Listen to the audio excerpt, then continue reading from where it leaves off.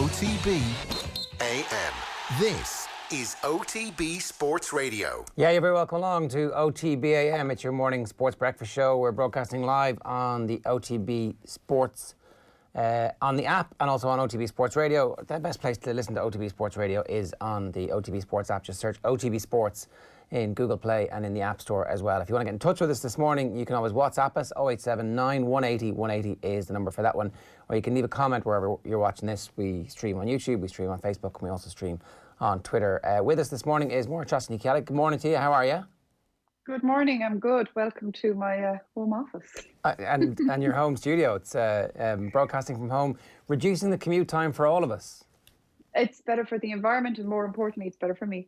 I saw a report overnight that this was from UK Sport or Sport UK, whatever the governing body over there is, that obviously tracks the same stats that we were tracking here in Ireland last month, that apparently people's exercise routines have gone out the window since lockdown began to ease. And I wonder if there was going to be, if we're going to look back at that very short period of time as the fittest and healthiest we've ever been, with the exception of the raging virus which was rampaging through our country, and look back and go, well, is there anything that we can learn from having everybody not travel all over the place and giving people a bit of a work-life balance and encouraging them to do exercise? I wonder, is there any... No, we've nothing to learn from that. It's such a lost opportunity. I mean, obviously, as you know, I've bored everyone in the office. I'm always preaching about the importance of physical activity for your physical and mental health. And it doesn't have to be mad gym work. You just have to go outside for a walk every once in a while, which is, but for most people, could be a nice little commute, or if you're working from home, which is your walk outside at lunchtime or whatever. And it's such a lost opportunity because we actually have all the evidence now. It is proven 20 minutes outside helps your mental health. And when you think about it, the vast majority of people listening to this right now under normal circumstances are watching this. We're watching it on the Lewis or on the bus on their way in, or they're listening to it in the car. And don't get me wrong, I love people listening to us, but I wish they were listening to us at home, because that's two hours a day at least, if not 4, that most people are losing by sitting in the car. And if you spend 4 hours sitting in the car or commuting, you're not in the mood for exercise when you come home, or you don't have time. And I just think, I just do not understand why, I suppose we didn't have a government, which was kind of half the problem, but why whoever's in charge of the country didn't say, this is a good thing, let's encourage it. And like you said, give it maybe employers tax breaks for, I think it's good to get into the office as well, but I think, a happy medium could be found where it could suit some people to come in some days and not other days. And you'd have a more productive workforce because they're more rested. It's win-win everywhere. And I've just noticed even the last few days, I had to go into town to a dental appointment yesterday, and traffic was back. And that was the first time I've seen that since March, because I was, for the want of a better phrase, maybe one of the lucky ones. I got to travel around during lockdown because I was working in the hospital, and it was weird. It was like Christmas Day on the M50. That's gone now. The M50 is busy again, and it's a shame, and I really hope we've learned from it. It is a shame, because it's actually really easy to encourage people to cycle and to walk. It turns out people really want to do it. It's not like this is something that, as we saw, families going out cycling together and families going out walking and some running together over the period of lockdown means they actually actively want to do it. All we need to do is create a society that gives them a safe environment to do that and a bit of time to do it as well. And actually having people work from home kind of gives them the time to do that. It's then about making sure that it feels safe to cycle on the road with 2 or 3 kids when there are cars and lorries. And I don't think we've quite got the balance between vehicles and people who are pedestrians or cyclists right just yet. Maybe the Green Party being in charge of transport might actually help this. Yeah, I don't know. I mean, look, to be honest, I've never felt safe cycling ever in Ireland. And maybe during lockdown, I would have felt safe cycling around Dublin. If I was to go home where I was from, Lord God, you would not get me on a bicycle back there. It is far too dangerous. I can't see the Green Party creating ways to make that safer for me. And I know people go on about, greenways and cycleways, and greenways are great. I've seen them. I've seen the one in Dungarvan. I've seen the one up in Westport. But that does not help normal people get back and forth to work. So ideally what we need is proper public transport. And I always bring this back to, I suppose, what I'm familiar with, which is Dublin City and Galway City. Somebody who lives in Connemara, which is for example, the commute I used to make into Galway every day, I can't cycle that distance. What you have to do is make Galway City accessible and cyclable for the people who live there, who have the luxury of living there. And that's kind of what enrages me when I hear people saying Galway doesn't need a bypass. It's often people who live in Salthill and internally who say that. Yeah, they don't need it, but the rest of us do. There's a lot of people who have to get over to the other side. And so by all means, make cities and towns cyclable, but also let's not make the person who needs to use the car, let's not make them a villain either. Let's just make it safer for everyone. You know what I mean? And that's hard to do. Well, it's when you get to Galway City, you should be able to park your car and cycle around, and it will be much faster, because the traffic in Galway City, we all know, is Catmalogian and has been for as long as I can remember, and that's gone back 35 years. So it should be safe for the people who live in Barna in to cycle. Absolutely. And from Carranmore in to cycle. And that's the trouble. It's not. I mean, I would not feel safe on a bicycle in Galway City because the streets are too narrow and you're competing, like you said, with buses, trucks, cars. And Dublin's the same, but at the very least, the streets in Dublin are a little bit wider. And I've seen how they start putting down markers. I don't know, but I just think the answer, like you said, it's so simple. It's just make it safe for those who can do it. And I just don't understand why that's not being done more, because we've seen, I was like in Dublin there during lockdown. It was glorious. There were lovely little paths along where I lived up towards Marley Park. You saw parents out with kids, and for the first time ever, you saw whole family pods out. And I really hope we don't lose that, because that's just, it's just good even just for relationships, you know. And I'm sure you saw yourself with your own kids.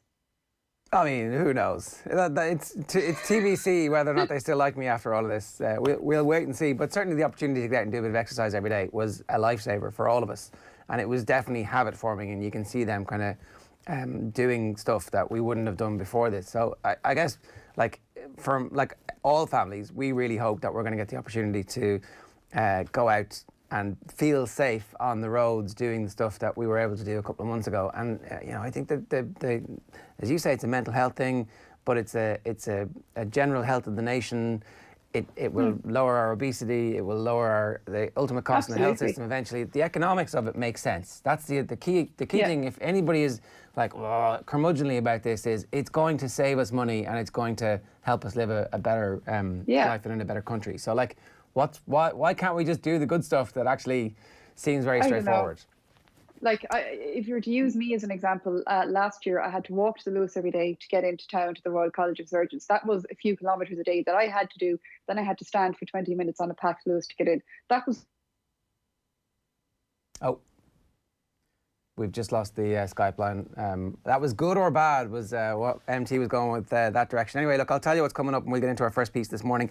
087 9180 180 is the WhatsApp number if you want to get in touch with us. But a very busy programme for you. Michael Duignan in explosive form last night with Joe on Off the Ball, so we're going to bring you that right now. And then loads of GAA on the show for you. Shane Hannon's going to join us, run us through the news stories, and plenty going on at the moment. Run you through the sports pages, a busy day in the sports pages as well, around about 8:15. It's 7:38, by the way, at the moment.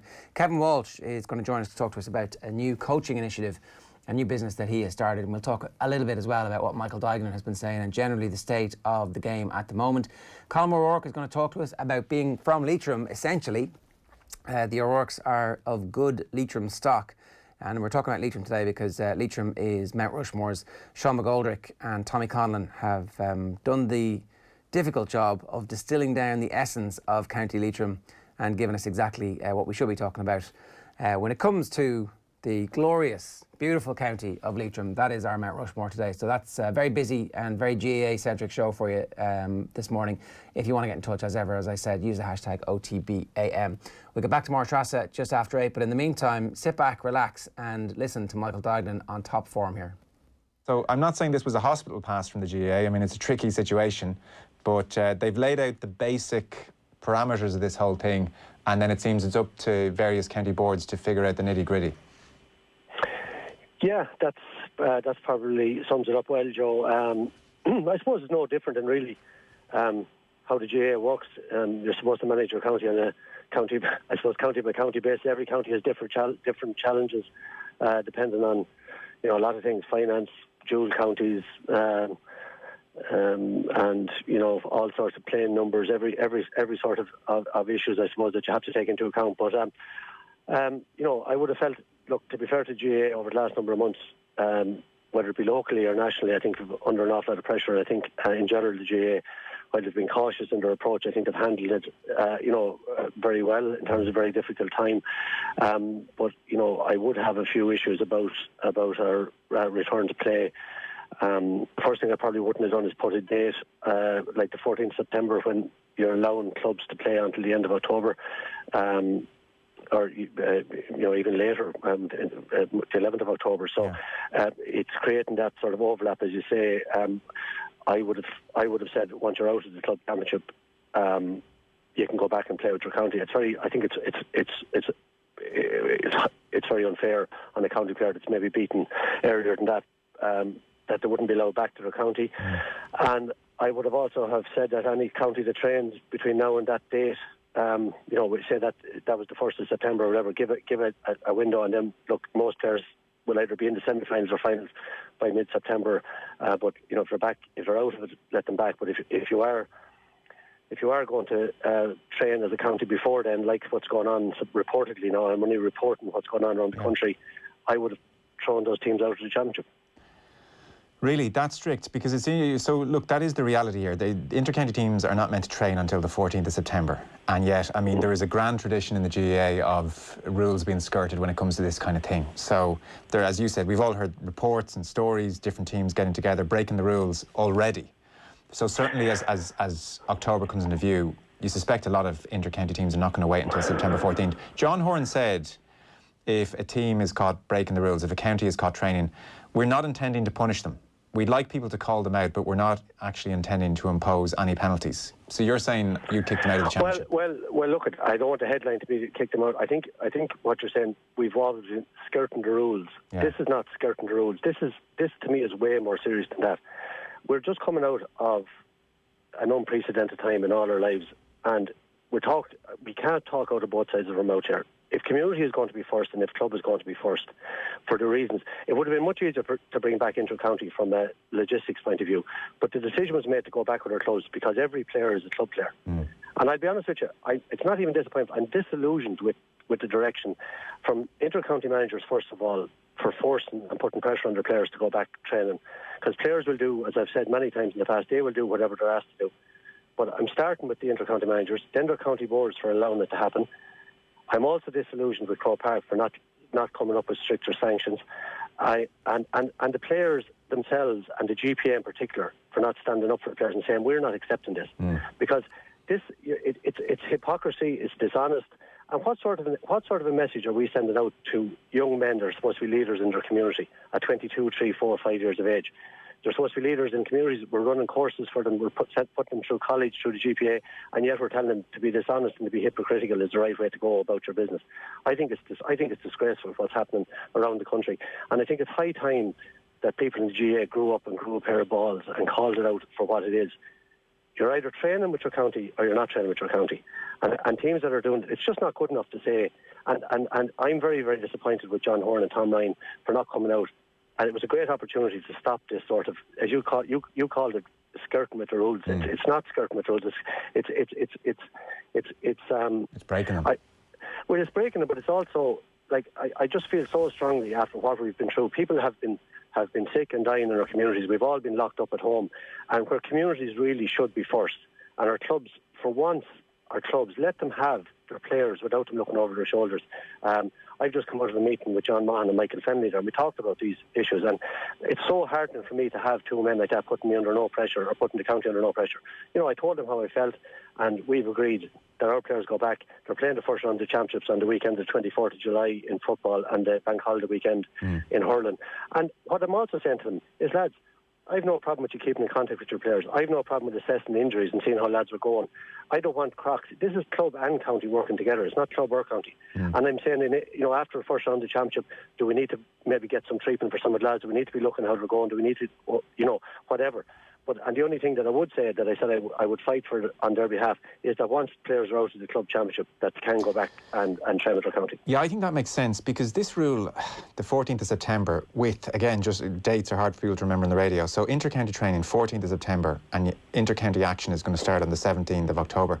Like, I can imagine a lot of inter-county managers saying, hang on, that's about 4 weeks. You're giving me, four times 2 or 3. You're giving me 8 or 12 sessions to prepare for a championship. That's not enough. I want my players. And a lot of county managers are going to be saying that to county board chairmen very strongly over the next couple of days. But sure, are they? Are they all back training, a lot of them? That's what we're hearing. We're hearing reports that a lot of them are. So the top counties are all training, and maybe they trained they're training over the whole lockdown in some reports. It's very hard for me. I have no evidence more than anybody else, but this is reportedly that counties are training. So like they're not doing that. And I'm hearing different stories from different counties, no more than everybody else is. And like that's what I'm saying. It's not too late to address this issue. And it's not too late for every county in Ireland to say, leave our club players to the clubs until, I would say around the beginning of September. And that gives, if they're out of the club championship, then if they're not, you have to deal with it on a local basis. And you have to say, look, do you let them into county training 1 night a week at that stage if you're in a county semi-final or final, or do you not, or whatever. But it's not, I don't think it's reasonable to say you can't go back with the county if you're out of club 3 or 4 weeks beforehand. Yeah. So I'm not saying, again, I'm saying you have to work both, but I think the way we went about it was, and like as I say, I'm sort of including everybody in this. Some inter-county managers just took the liberty, or they were able to do it, just to go training. And you're talking about insurance issues. Like again, it's down to money. Like, how could you say to an inter-county player you're not insured but yet come back training? Like if he gets hurt, you have to look after him, and you'd have a duty of care to look after your players. So I just think it's a very, very poor example of how we should be running our association, of what's going on. Yeah. Well, as John Horan and Tom Ryan have come out and said we're not imposing sanctions, we're not going to punish them. So really, that is just saying to County Board Chairman, go on away. Like there's not going to be any great repercussions here. That's confusing. I don't know why they would have come out softly on this issue this one time. Yeah, I think it was a great chance to stand up and say anyone that trains is out of the championship. But I also think at local level, surely clubs all over in these counties are not happy. Because for the same reason I'm saying, your prized assets are your county players that you really want in the middle of. Now, here was an opportunity to have them at the height of the season for once. We talk about this club and county is complicated. It's not easy to sort out the fixtures. We all know that, but there probably are better ways, and we're not going into that now. Yeah. But this was a chance for 6 or 7 weeks, like particularly at the start of this, to say, lads, leave them alone and let them go back and enjoy their club. Because even if they're not with the county now, in a lot of cases, they're looking over their shoulder. They probably have additional training sessions to do, and they're worried about players maybe not getting the level of training. And maybe it's not up to what's required. And but what about it for 1 year and one couple of months?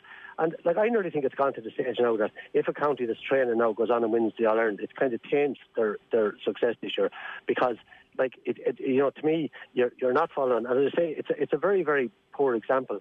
If you take my point, Joe, can we have a bit of honesty and a bit of integrity about what we're doing and the way we're doing our business? And if we have that, then maybe we can start tackling the bigger problems of elitism and unfairness that's in the GA. And pretending that they're not there is not good enough. So how will the off-league clubs championship work over the 10, 11 weeks? Is it doable, and will everybody be happy enough, or is it tight? No, I think it's doable. Look, we took one of the weeks. The extra 2 weeks we got, we gave one to the clubs to keep preparing. We didn't put in the championship on the weekend of the 17th. We went out to the 24th, and it's week on. It's every second week then, hurling and football. Some of our dual clubs obviously will find it difficult, maybe with injuries and panel sizes. But I suppose, look, we've always had dual county issues in Offaly, and we're also putting on under 20 championship, which is a knockout championship, a few weeks into the senior. We didn't put it on straight away because we didn't want to be knocking lads out early on. That might be their main grade, so let them back and get maybe 6 or 7 weeks training with their club under their belt, and they might play a bit of intermediate or junior or whatever as well. So we think, I suppose it's more of a festival of games. I suppose whatever training we're going to get done is now, and that's one concern I think that's coming up a lot. Even though we had a webinar here last weekend led by our own GDA and performance Dave Hare and the two senior hurling and football strength and conditioning, Dermot Sheridan and Kieran Keogh, they ran a webinar on return to play and training.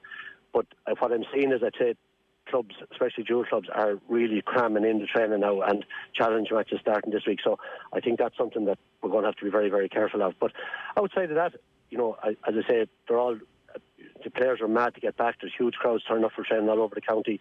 I think someone quipped that they wouldn't have maybe half of them at a lot of other years, but everyone seems to be full of beans, and I think it's going to be great. Again, look, there's a bit of a question mark over all this. It's if at all, like, I'm sort of saying here, we're kind of taking a week by week attitude here. We fixed our matches. We've fixed single-only venues for the moment. We're looking at safety protocols, and we're not looking too far ahead. We're looking at the first round now, which is ahead of us, and we're trying to plan for the future. But hopefully, the virus stays away, and we have very little protocols around if somebody gets it, and if somebody gets it in the club, what do you do? And I hear reports of a fairly high-profile club down the country where somebody has it today, and maybe they've closed down again for a week or so.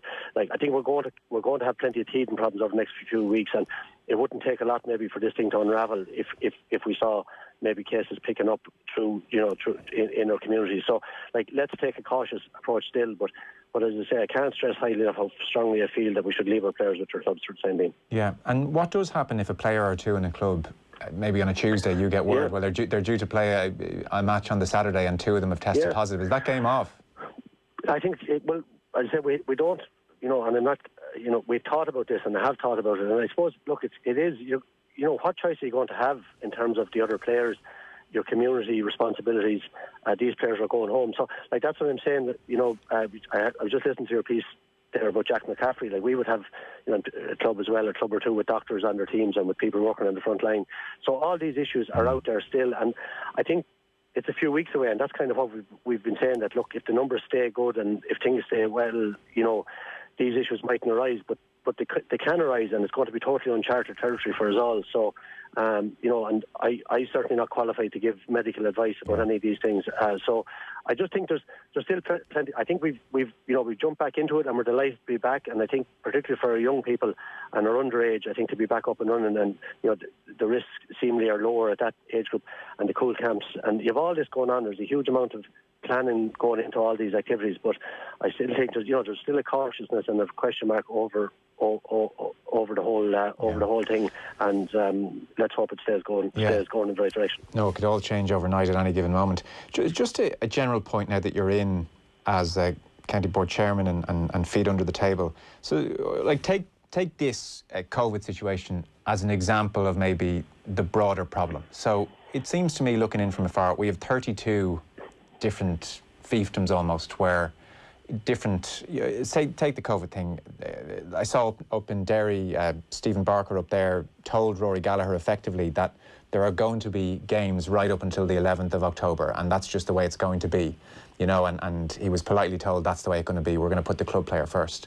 And then, half an hour down the road, you could have a inter-county manager who is running the show and is telling the county board chairman what's going to be what and how it's going to be done, and then it's something different in the next county, and so on. And it seems like an awfully, you're looking out in the best interest of everyone, which is great.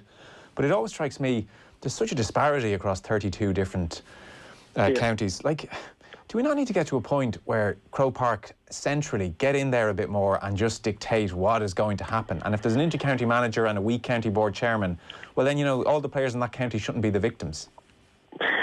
Look, it's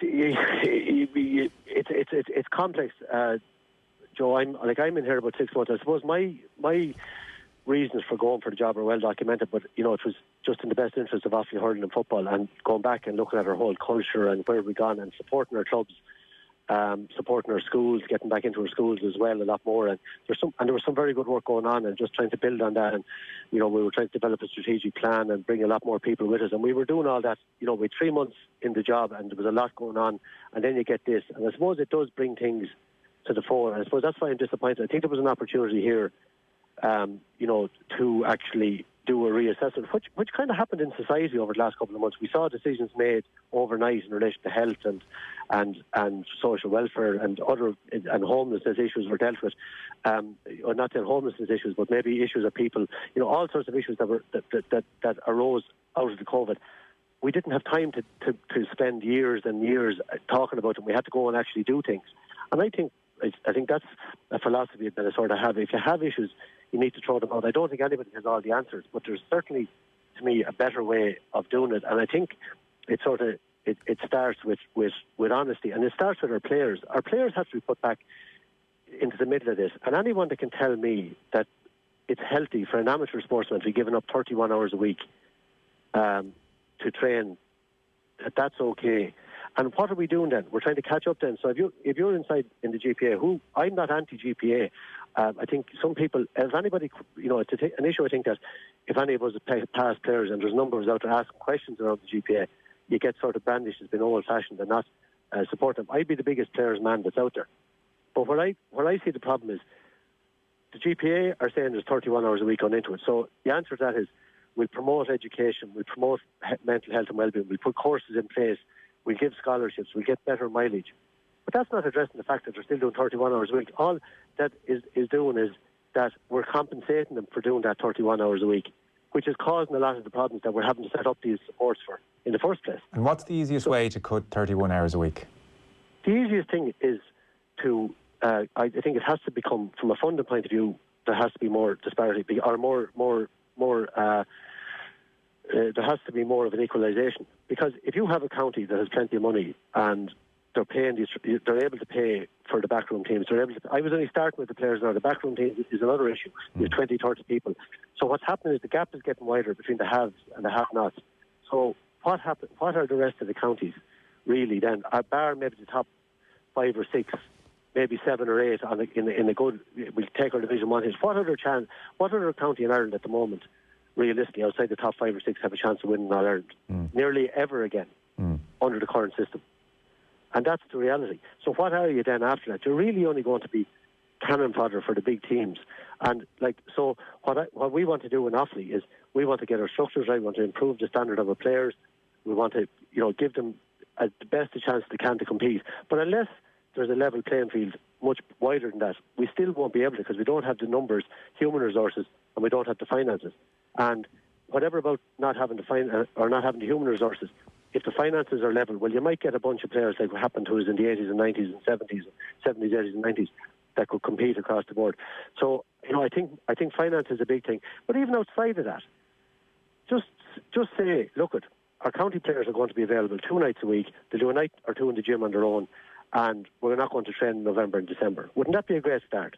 Give them a couple of months off, right across. And for the GPA to say that, to no county players, because it's proven medically that an awful lot of their training is not required. So why are we doing it for an amateur sport?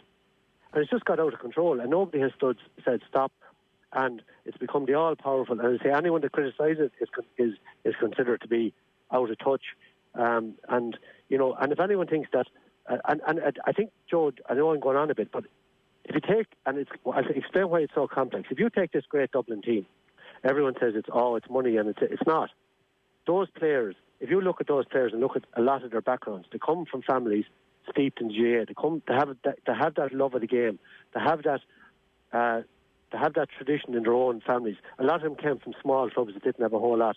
And I don't want to name clubs, but you know what I'm talking about, that Dublin team. A lot of them didn't have it all their own. They weren't born with a golden spoon in their mouth. They had to put in the time and the effort. So that love of the game will always be there. That hours and hundreds of hours to perfect your skills will always be there. But don't tell me that when you come to 17 or 18, if you have 2 million a year to spend on your team and we've only got 200,000 or 300,000, that it won't make a difference. Of course it will. So it's up to the likes of Offaly to fix our own problems, but then it's up to the Croke Park to help us to compete then at the next level. If we do everything that we do and we still have this massive gap, how can we compete with them? And that's where I think the book has to be balanced there. And that takes time across the board, but it's getting wider and wider and wider. When you look at the figures, 30 million spent on GA inter-county teams last year, 31 hours for inter-county, and clubs been completely left out. And the club-county thing has always been an issue, and there will always be issue between club and county.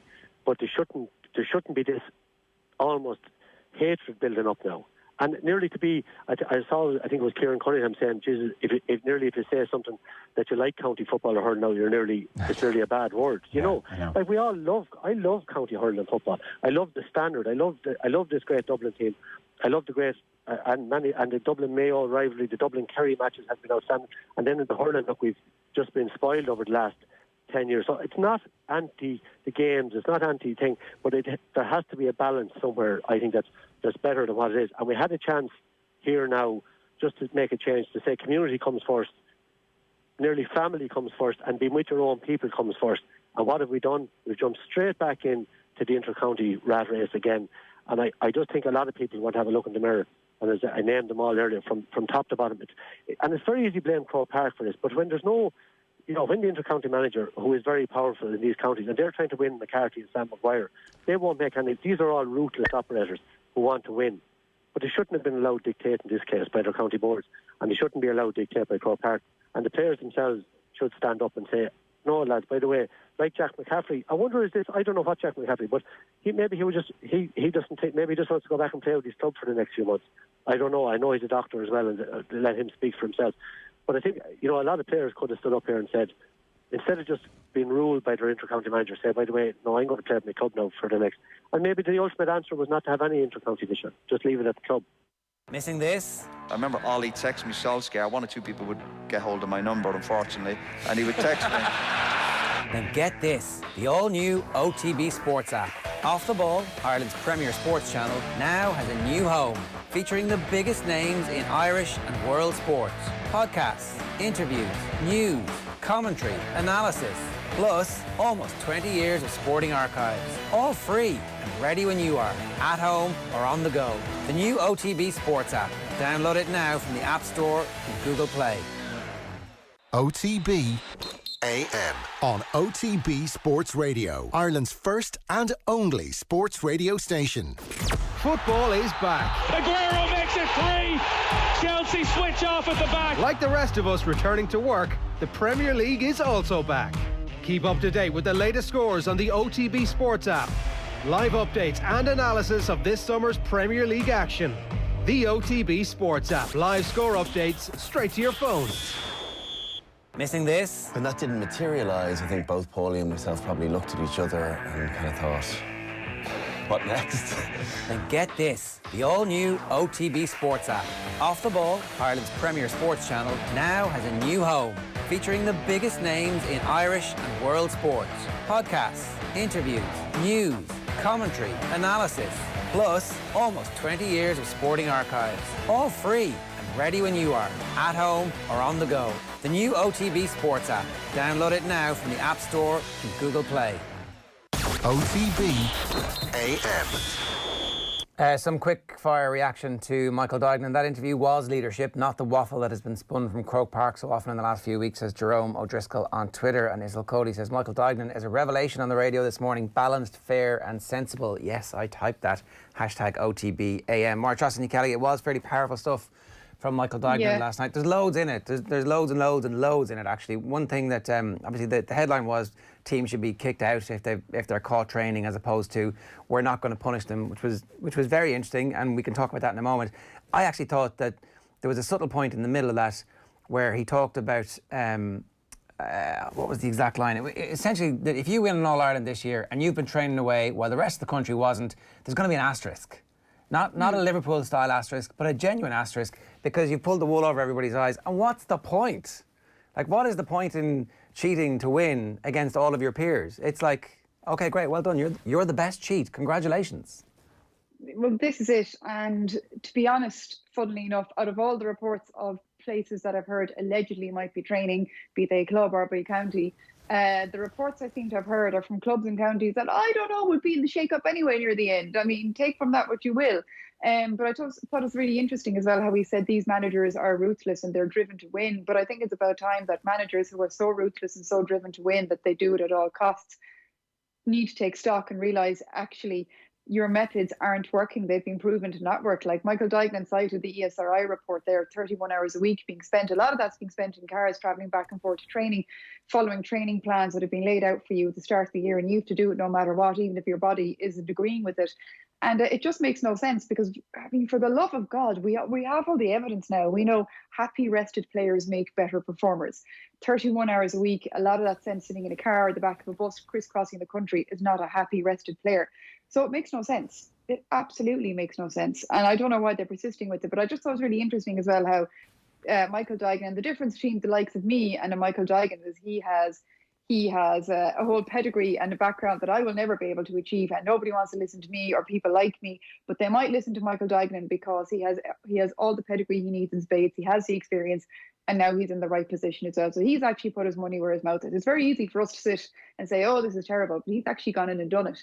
And he's trying to do his best. But unless we get other Michael Duignans around the country, no change is going to happen. Is Michael Duignan a future president of the GAA? And I don't mean future long-term, 20 years. I think, like, is there a possibility that the campaign to make Michael Duignan president of the GAA begins now? Because we saw, generally, in something like this, campaigning properly, like Jarlath Burns did, seems to almost rule you out at the very last minute. Charlotte Burns got so close to getting the gig. But if the story came from here today, where we were suggesting Michael Duignan as the next president of the GAA, who says no? People that won't like listening to that stuff. I like. Who are those people? Because it's the question. It is the question that we've been asking. It's like, why don't county board? You asked it, I think, last week. Why don't county board chairmen just listen to what people are saying to them and go, "Oh, okay, that's what you think. That's what everybody thinks. Okay, there's a consensus around this. We should do that. We should do that consensus thing." No, because they know better, because this is the way it's always been done. And this is one of the great, wonderful things of the GAA and the not so wonderful things. You're dealing in general, and I use in general here because it's not fair to tar everybody with the same brush, but when you're dealing with the same people from the same mindset, the same kind of generation, you get the same kind of grey blazered groupthink that has not evolved enough. I mean, I've lost count even on another, kind of in another world altogether, the amount of times I've had to tell coaches and managers, well, actually, this is the evidence that we have, and we have here, in books, but sure, they don't count to my lived experience is the answer you get back, and I know better than you, and maybe part of that's because I'm a woman as well, I don't know, but multiply that when you come into county boards, you're dealing with people who don't like change. None of us like change. That's psychologically well. Who likes change? Nobody. How would you like, Ger, I suppose, if you put it this way, if some young upstart came into off the ball and began telling you, Ger, your methods are all wrong, that's what you need to do? Well, we would have a conversation about it. If somebody comes in and says... Because you're younger. Well, actually, the other great point that he made was, he talked about homelessness, right? And it's been noticeable on my way into work for the last week that there are now people sleeping on the streets again. And for 2.5 months, it looked like somehow... people put their minds together and found a way to not have people sleeping on the streets. And that's a decision we make as a country, that we want people to sleep on streets rather than to put them in houses. We choose that as a country. That's how we look after people. We can dress it up any other way we want, but that's that choice that we make. And he's like, we managed to fix that because we didn't have time to sit in our hands. There was a global pandemic. You have to do stuff, you do stuff. And it's been noticeable, a load of great things have actually happened. Like the traffic, and as you said, the cycle lanes, they've just done a load of stuff over the last couple of months in Dublin where you're like, that's really good. It's a pity we didn't do this before. Like, well, we're doing it now. We're doing it now. We're going to see what it's like.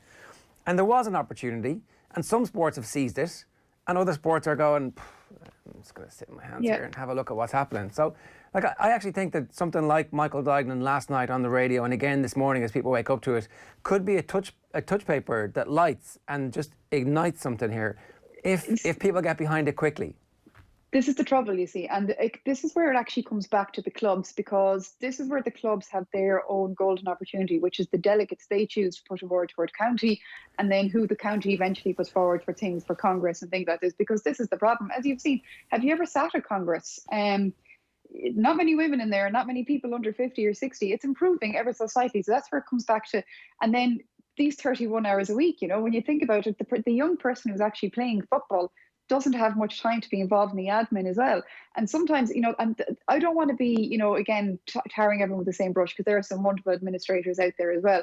But this is the trouble. The two needs aren't the same. And I always find it very funny when Congress rolls around every year. On the Saturday afternoon, a bus pulls up outside wherever the Congress is being held, and it's the bus for the wags.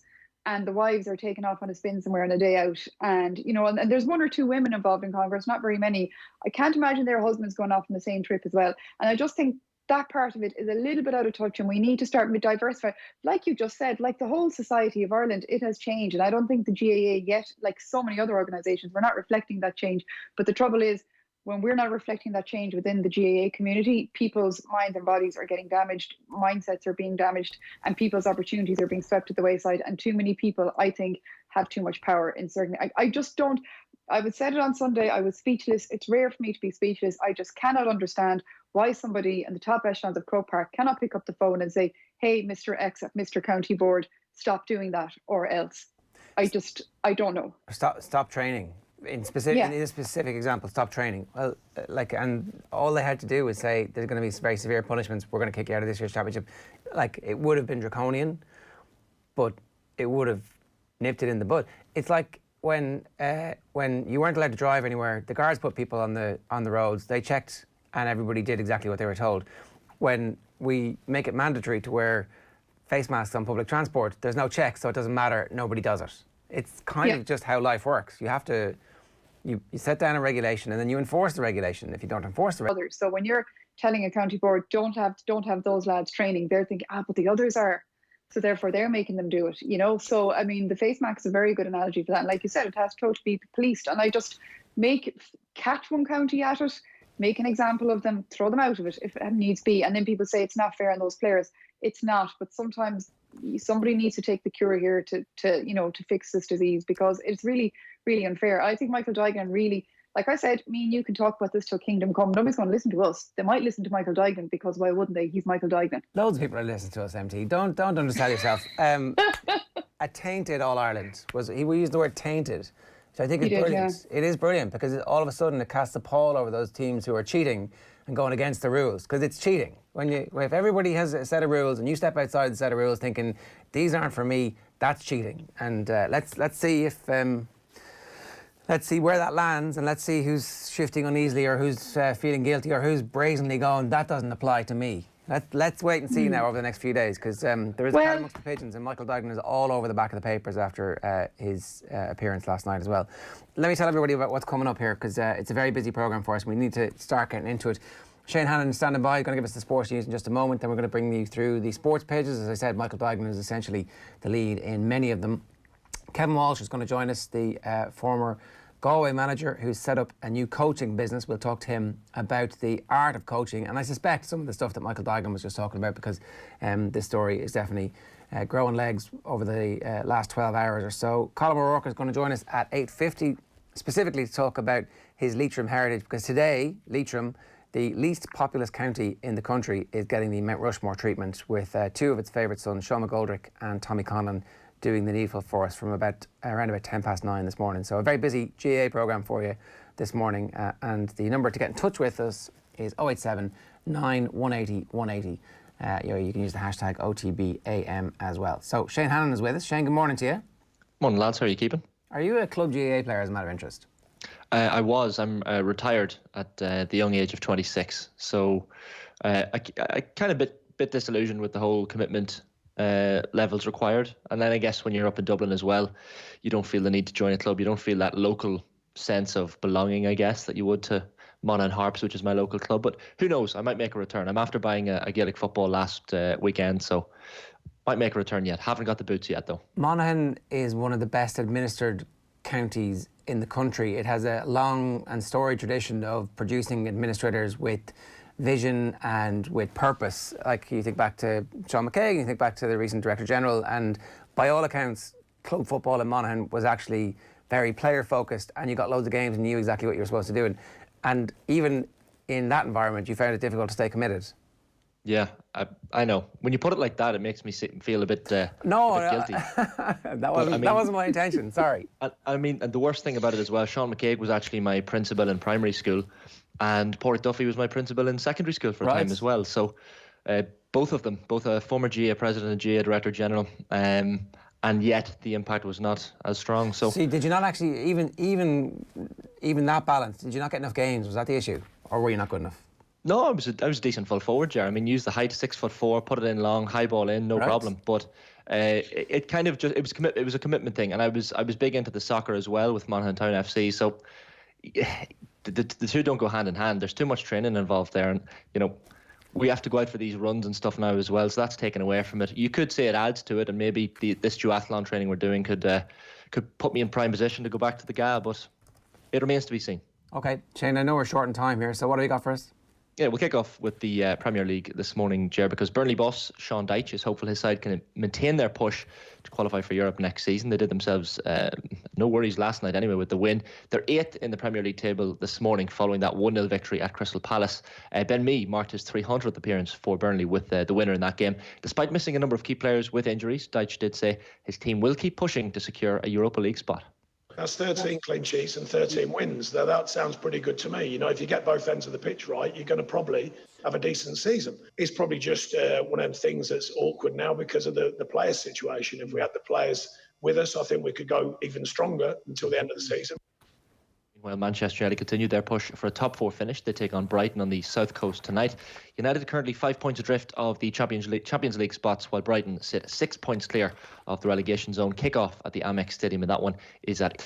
Some commentators are being accused of evident bias when describing darker-skinned footballers. A Danish study has found they're more likely to praise a player's intelligence if they have lighter skin and criticise those with darker skin tones. And meanwhile, those with darker skin tones were significantly more likely to be reduced to their physical characteristics or athletic ability, such as their pace and power. Researchers looked and over 2,000 statements made by English-speaking broadcasters during matches in England, Italy, Spain and France for that research. So that's a very significant and interesting and important research out this morning.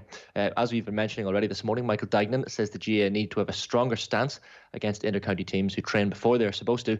Inter-county sides are not supposed to be in training until September 14th, ahead of the later championship start.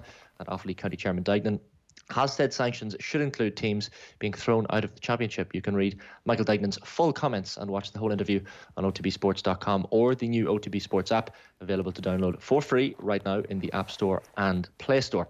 A big boost for Roscommon manager Anthony Cunningham confirming that the Murta brothers are back in his panel. Kieran and Diarmuid opting out at the start of the year. However, Cunningham says the Murtas have had a change of heart and could be available for October's league games. They are against Armagh and Cavan. Holders Dublin, meanwhile, will find out their group opponents in the draw for the TG Carr All-Ireland Ladies Football Championships later. Mick Bohan's side seeded for that draw, along with Galway, Cork and Mayo. The senior championship this year will be comprised of 4 groups of 3, so that draw should be quite interesting indeed. And finally this morning, Derby County defender Andre Wisdom is in hospital after being assaulted and robbed. The championship club say the attack was unprovoked and that he is in a stable condition. Thankfully, Merseyside police are investigating. All right, Shane, we'll let you go. Thanks very much for that. That's Shane Hannon with us there this morning, giving us all of the updates across the world of sport. If you have anything you want to get off your chest, hashtag OTBAM on Twitter, or you can leave a comment on YouTube, or if you just want to WhatsApp us, the easiest thing to do is stick us in your phone as OTB, and you can WhatsApp us on 087 9 180 180. We'd love to hear from you. It is time for the sports pages. OTB AM. And OTBsports.com, the main story this morning. First story, Roy Keane is reportedly in talks with Azerbaijan over managerial role, so it'll be very interesting to see if this comes to pass. And, it's certainly, it would be a new and unexpected chapter in the management career because I presume he can do the Sky gig for the Premier League and then still fly off to Azerbaijan randomly and manage the international team there. The GAA needs to grow up and grow a pair of balls. That's Michael Dignan speaking, as you've heard this morning, if you joined us at 7:30, or indeed if you listened to it last night. If you missed it, the best thing to do now is to get straight onto the OTB Sports app and go over to the podcast section there, and you'll get it there. And then Liverpool fans will tell you Klopp is one of them, says Pat Nevin on Red Success. So we also have coming up for you today Leitrim's Mt Rushmore and Kevin Walsh talking coaching on this show in just a couple of minutes' time. What's next, Máire-Treasa? Looking here, some of the papers, the Ryder Cup, which is obviously, we all knew it was going to be off, but it hasn't been said officially yet. But apparently Nick Faldo decided to slip this accidentally in a TV interview. That's in the back of the Irish Mail, the Ryder Cut, and obviously it talks about GA's return as well, and the Ryder Cup there again. I love that story about Roy Keane, and Klopp's parties over, back to work, according to the Mirror. I can't splash the cash. Klopp rules out big spending, but champs will still be great, apparently. And also the Star of the same story, they're saying we won't pay cop dollar. I love these puns, they're brilliant. And then also speaking about Premier League, on the back of the Times today, they're saying United need a new striker, says Solskjaer, and I don't think there's many people who will disagree with that one. Actually, that study that you mentioned there, that Shane mentioned, the report reveals racial bias in football commentary. That's on the back as well of The Guardian. And that's been proven as well in women. I remember actually when I was in UL a few years ago, we did a very similar study with the commentary on the Australian Open finals for men and women, and the same thing came through. Men were praised for their intelligence. Women, anytime they were praised, they were rarely praised, and when they were, it was through their brute force, usually to do with women who were black. And when women lost control, they were emotional. When men lost control, they were showing their passion. I don't know what that tells you. So this was the Australian Open specifically, was it? And we just took that. And which broadcasters, as a matter of interest? What from all around the world, or just specifically the local one? I'm nearly 100% sure, if I remember correctly, it was the Eurosport commentary. Okay, all right. Yeah, it's really interesting because this bias is actually everywhere in life, and it's not just in commentary. I don't want to get some university did a study of refereeing in the NBA, and they found that black players were more likely to be penalised, even by black referees. And until eventually this was published, there was a massive outcry, and then actually everybody realised that this was true. And as soon as people became aware of it, they changed their behaviours and they redid the survey, and it turned out that the referees had learned that their unconscious bias was something that they could train and go, am I actually should I be blowing the whistle? Is that a foul? Is he fouling out? And it fixed itself. So when you diagnose these things and you talk about them and you shine light on them, people go, oh, okay, well, I can change that behaviour because it's learned behaviour. I'm going to run through some of the headlines. Absolutely is. Going to run through some of the headlines in the rest of the papers here as well. So the Irish Examiner this morning, Kennedy county sides will have enough time to prepare. This is Tracy Kennedy, Cork County Board Chairperson. Power flabbergasted by GAA stance on inter-county training. This is David Power, Tipperary Senior Football Manager. He says he's flabbergasted by the GAA stance on county teams training before September 14th. Please let us know if counties are training, but there's going to be no punishment. That was an incredible statement for me to be hearing. I think there needs to be clarity because insurance is an issue. New Irish app will deliver digital ticketing for club matches. So this is a new app to help clubs get through digital ticketing. And they're also talking there. There's a series of pictures. It's the 8 All-Ireland medals that Paulie O'Shea is pictured with for that one as well. That is the Examiner for you there. The Star this morning, their back page headline is "We won't pay cop dollar," and then also a jack of all trades. Dublin should turn to James McCarthy to fill the void left by Jack McCarthy at wing back, according to Paul Curran. And then obviously Michael Dignan and GA need to grow some balls is the headline on the story that we've been talking about this morning. I have the Irish Times, the Star, the Mirror for you. Did I just do the Mirror? No, I didn't just do the Mirror. Here's the Mirror here for you. Picture of Jurgen Klopp. I can't splash cash. That's saying there's not going to be any significant training or any significant buys.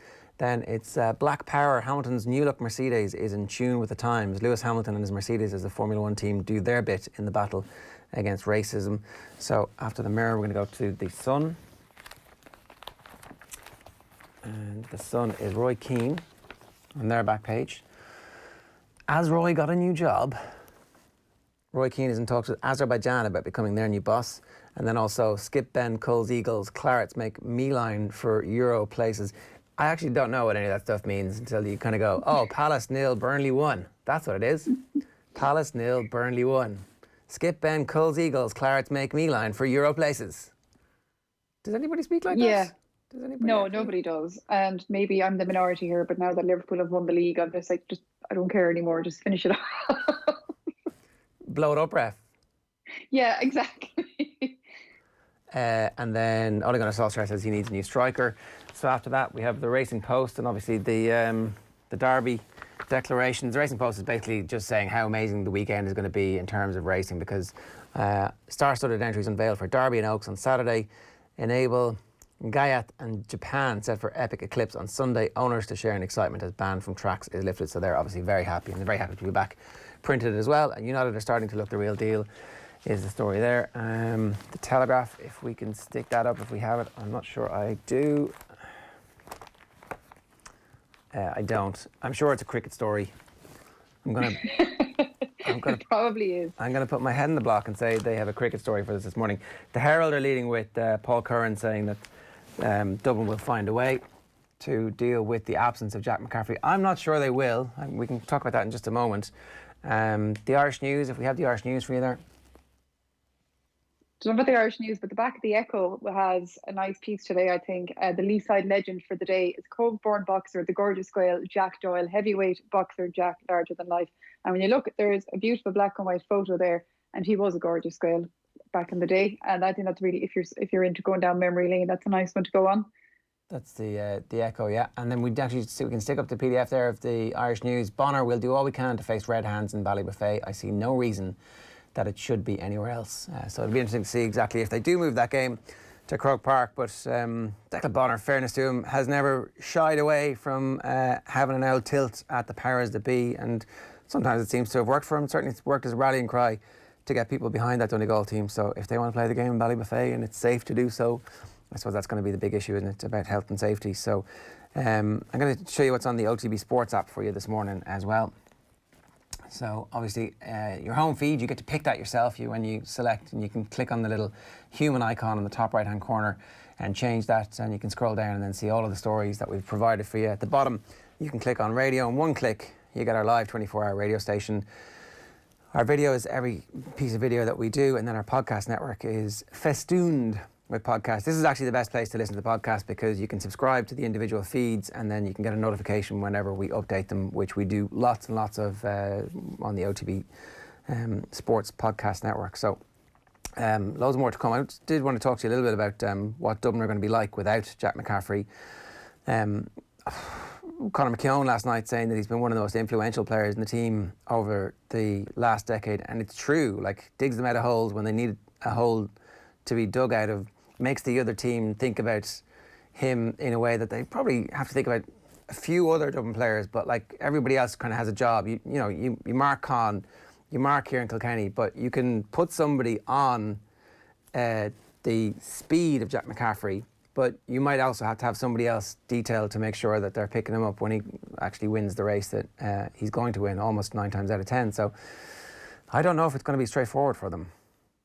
No, it certainly isn't going to be straightforward to them. But at the same time and in the same tone, nobody is irreplaceable, as everyone from politicians down to Junior C football knows.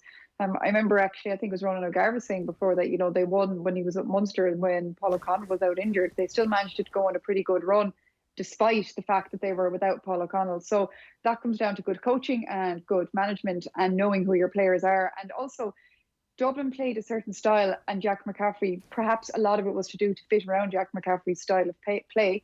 So the smart manager and coach would go, okay, who are we're going to have to evolve now. And the worst thing Dublin could try and do is to keep playing that way, because obviously they don't have that person anymore. And I don't think they'd be that silly to pretend to keep doing a Jack McCaffrey when Jack's not there. Will it be easy? No. Is Jack McCaffrey unique? Yes. Will they go on without him? Yes.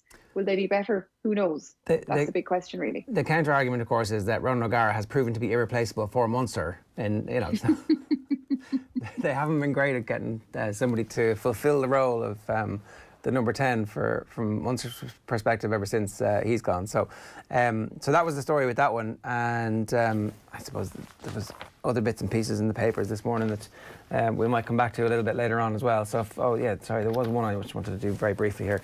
In the back page of the London Times is the Leicester Tigers contract situation, and this is very interesting because it kind of speaks to just how chaotic things are in World Rugby at the moment. Manu Tuilagi, George Ford and Ellis Genge are among the Leicester Tigers contract rebels who face being released by the club unless they agree new deals by tonight. So this is absolutely brinkmanship from both sides, really. They've so far declined to sign revised terms as part of the club's bid to reduce their wage bill in what appears to be a game of brinkmanship with Leicester. So obviously the salary cap has gone down from 6.4 million to 5 million. You've got to re-sign your players, renegotiate deals with them on much reduced contracts, obviously. And you bear in mind that, I think it might have been Gavin Cummiskey making the point that the reason that the IRFU and the Players' Union here are so far apart is that for many of these players, they're never going to earn this type of money again after they stop playing rugby.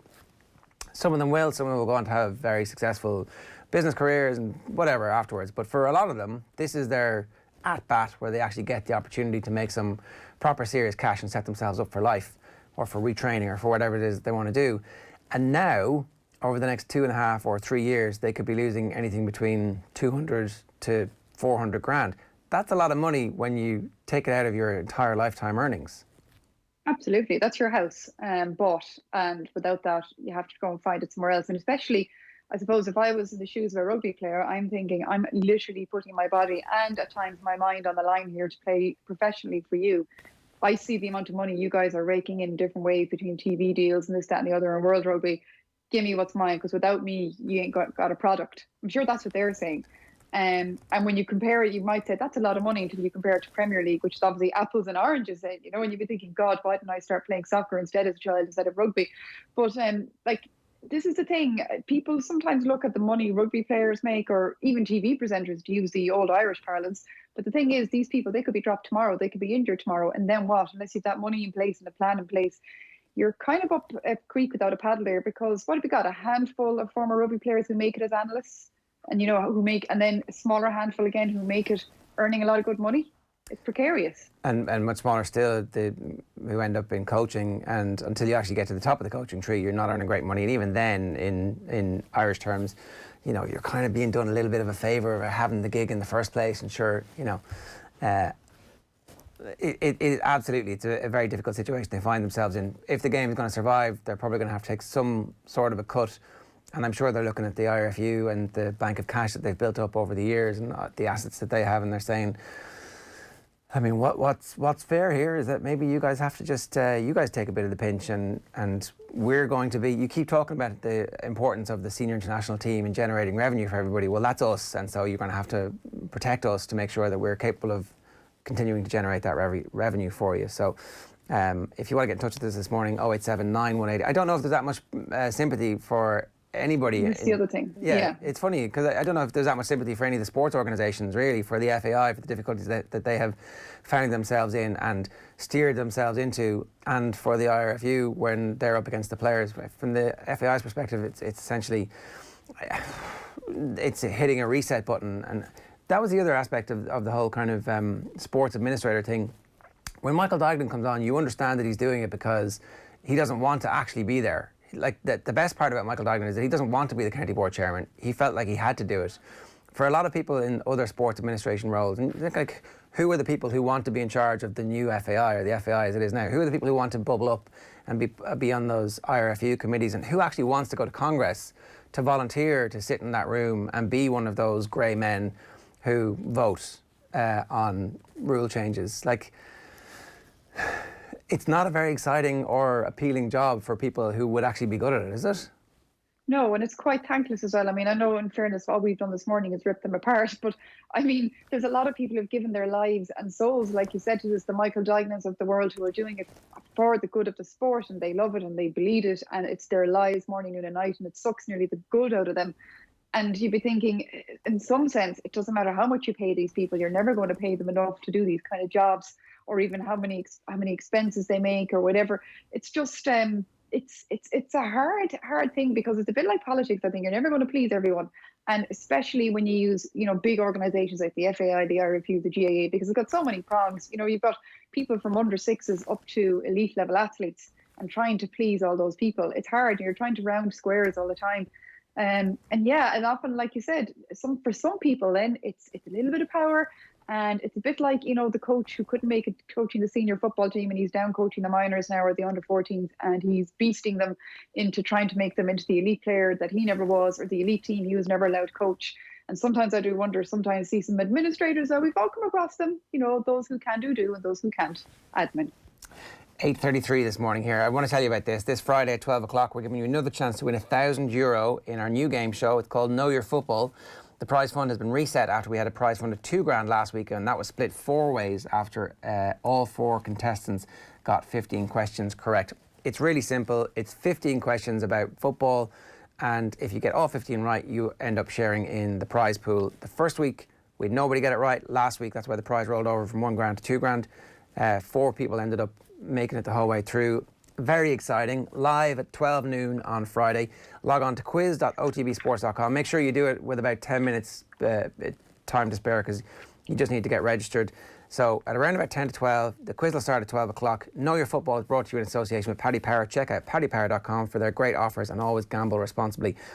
So it's £1,000 in cold hard cash to give away, and it's all testing your football knowledge. Know Your Football. Quiz.otbsports.com. Now, delighted to say former Galway manager and midfielder Kevin Walsh joins us now on OTBAM to talk to us about his new business, growcoach.ie.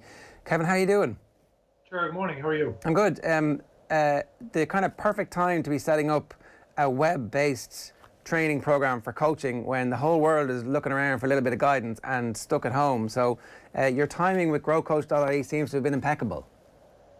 Yeah, I suppose if something that's in the making for quite a while. So probably the plan was maybe at the end of this GA season to bring it out, which would probably been October. But I suppose with the COVID kicking in early on, it gave us more time, I suppose, to prepare. And also, as you said, the timing of, giving people something to do at home, or just throwing out a few ideas to people.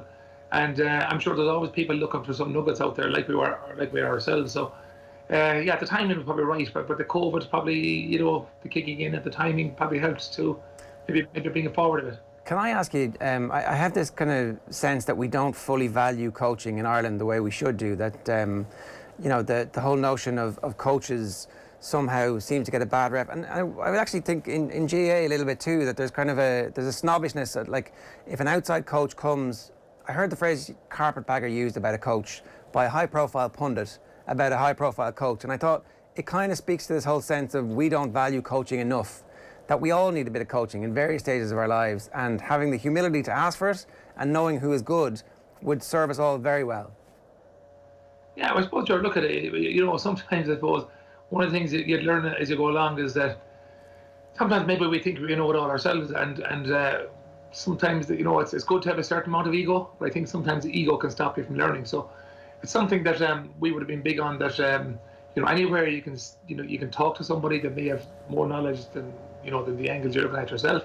It's brilliant to get an opportunity to allow those people into your lives and to try to learn, and that's something like we've been very, very strong with. That every day you're not learning is not a day. So it's something that, you know, we've worked on. It's something that, you know, we probably would feel that we've filled our own cupboards over the last 10 years, in particular in managing and coaching. So it's, you know, for this time when the COVID kicked in, and I suppose my first time stepping back from football since I was about 12 years of age. So it just gave a great time to reflect, and you know, we've reflected on a lot of stuff, and when you reflect, you can always see there's places to improve. So I agree with you. I mean, I think sometimes people think about coaches around this merry-go-round and stuff. They're just good. They have knowledge, and if you have knowledge to bring to your own table, surely that has to be good if you're willing to park your ego. So, you know, there's something that every day is a learning day, and you know, I think there's probably is a lot of coaching that needs to be done, and again, it's not all on the ball, and that's something that a grow coach that we would have had a look at for a number of years now. And you know, the big thing is, you know, how can you get people to impact a game, whether on or off the ball? And I think the more you get that done, the better chance your team has of competing. It doesn't always mean you're going to win, but you give yourself a chance of being competing and be there down the stretch. So, Kevin, why did you think there was a need? What's the business need that Grow Coach is going to fulfil? I think, as I said, I mean, there's, you know, from our own experience and looking back and where can things be improved on, you know, spatial awareness is a massive thing for me. You know, knowing when to take space, knowing when to make it, and then when you get there, having the tools to carry out the best thing you can to make things happen. So, you know, you've loads of footwork there. You have balance. You have scanning, understanding what's around you, all the type of stuff that can help players to impact the game or impact their own performance. And, like, you know, if that happens, obviously the team performance will improve. So all those type of things. And then you've got, you know, when do you apply different type pressures? You know, the physical pressure, where does that come in?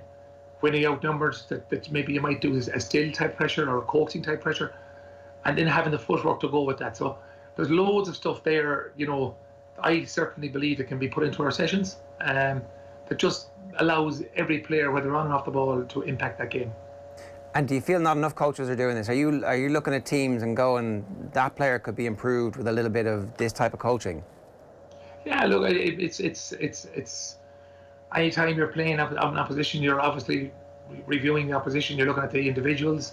You're looking at where can you find an inch to maybe try and get one over the team. And you'll always pick up little things from all the players. And if you're analysing them for 5 to 10 years, you're going to see a lot of stuff where you'd say, well, do you know what? There's a frailty here, or there's this guy's really good at this, or those little things. So every time you do that, and bear in mind, if a match nearly every week, something will always hit at you, and then you'll go a bit deeper into it, and you'll investigate it, and you'll have a look at why is this happening, and why is this guy so good at this, and why is this guy maybe poor at this.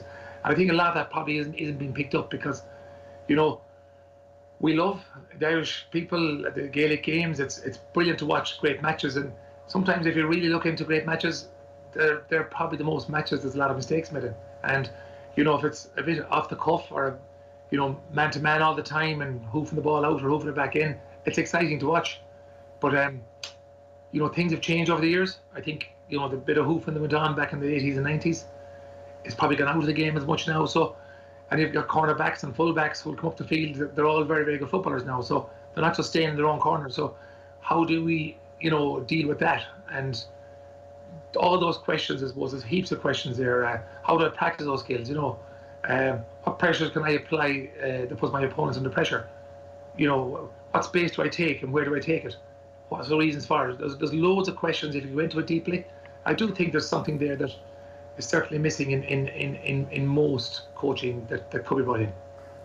I suppose that's kind of go on, MT. Yeah. No, sorry, Ger. No, I was just saying, I watched your webinar last night, Kevin, and what I noticed on it was the focus you had on foot positioning. It nearly reminded me of my old Irish dancing classes back in the day. I can't remember the last time I watched a coaching webinar or saw a coaching session where that much focus was put on where your feet were and that kind of stuff. And I can see why it makes a difference, but I can also see how you'd want to be good at coaching it to get it right. Yeah, look, it takes time, and I suppose one of the things I suppose that intrigued myself since I was a young player. I played a lot of basketball at underage and played it at a reasonably high level.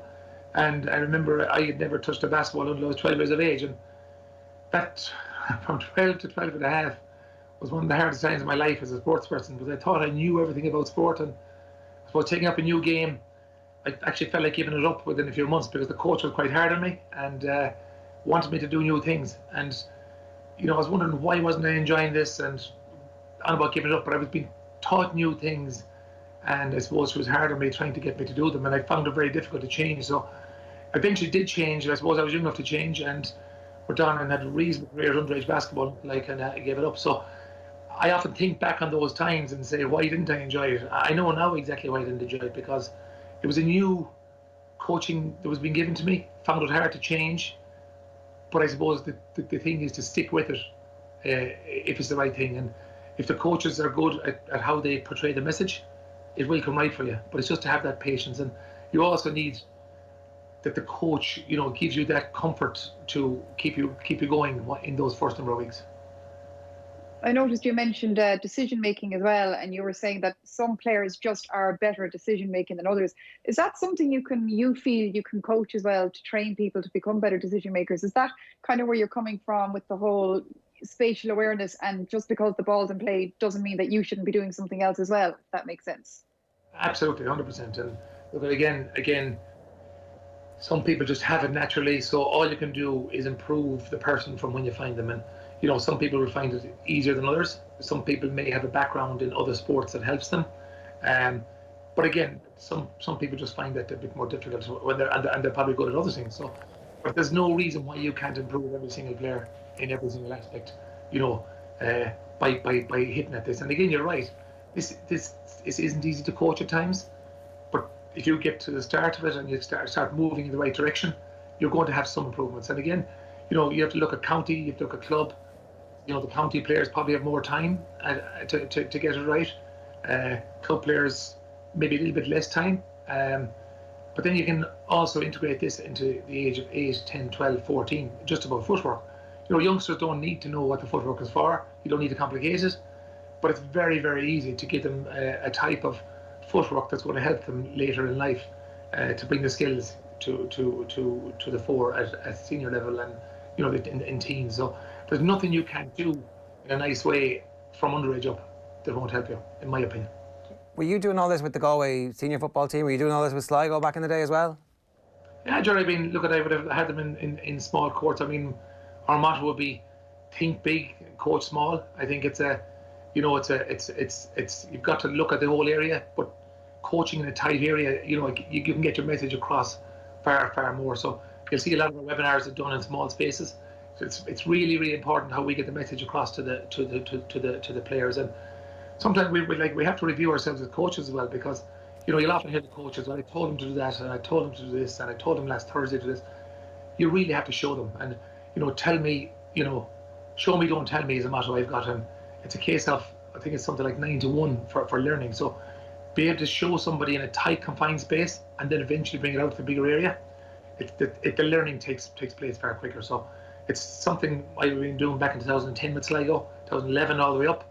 And again, I would put such an emphasis, and if you want to call it, trying to educate myself over those years, that it probably took a few years to bring it from the smaller area to the bigger area, because that takes time as well, and how do you do that? So Yeah, we've done a lot of that with Galway as well. When you're talking about a period of reflection as well, are you reflecting on where you are as a coach now yourself, and maybe have you thought about anything you might do differently with the Galway job that you had over the last couple of years, or is it actually about reflecting where you're going to go next with your coaching career? No, we reflect both, George, to be honest. You look back and say, well, could this have been different? Could individuals have been different? What type of individual did you inherit?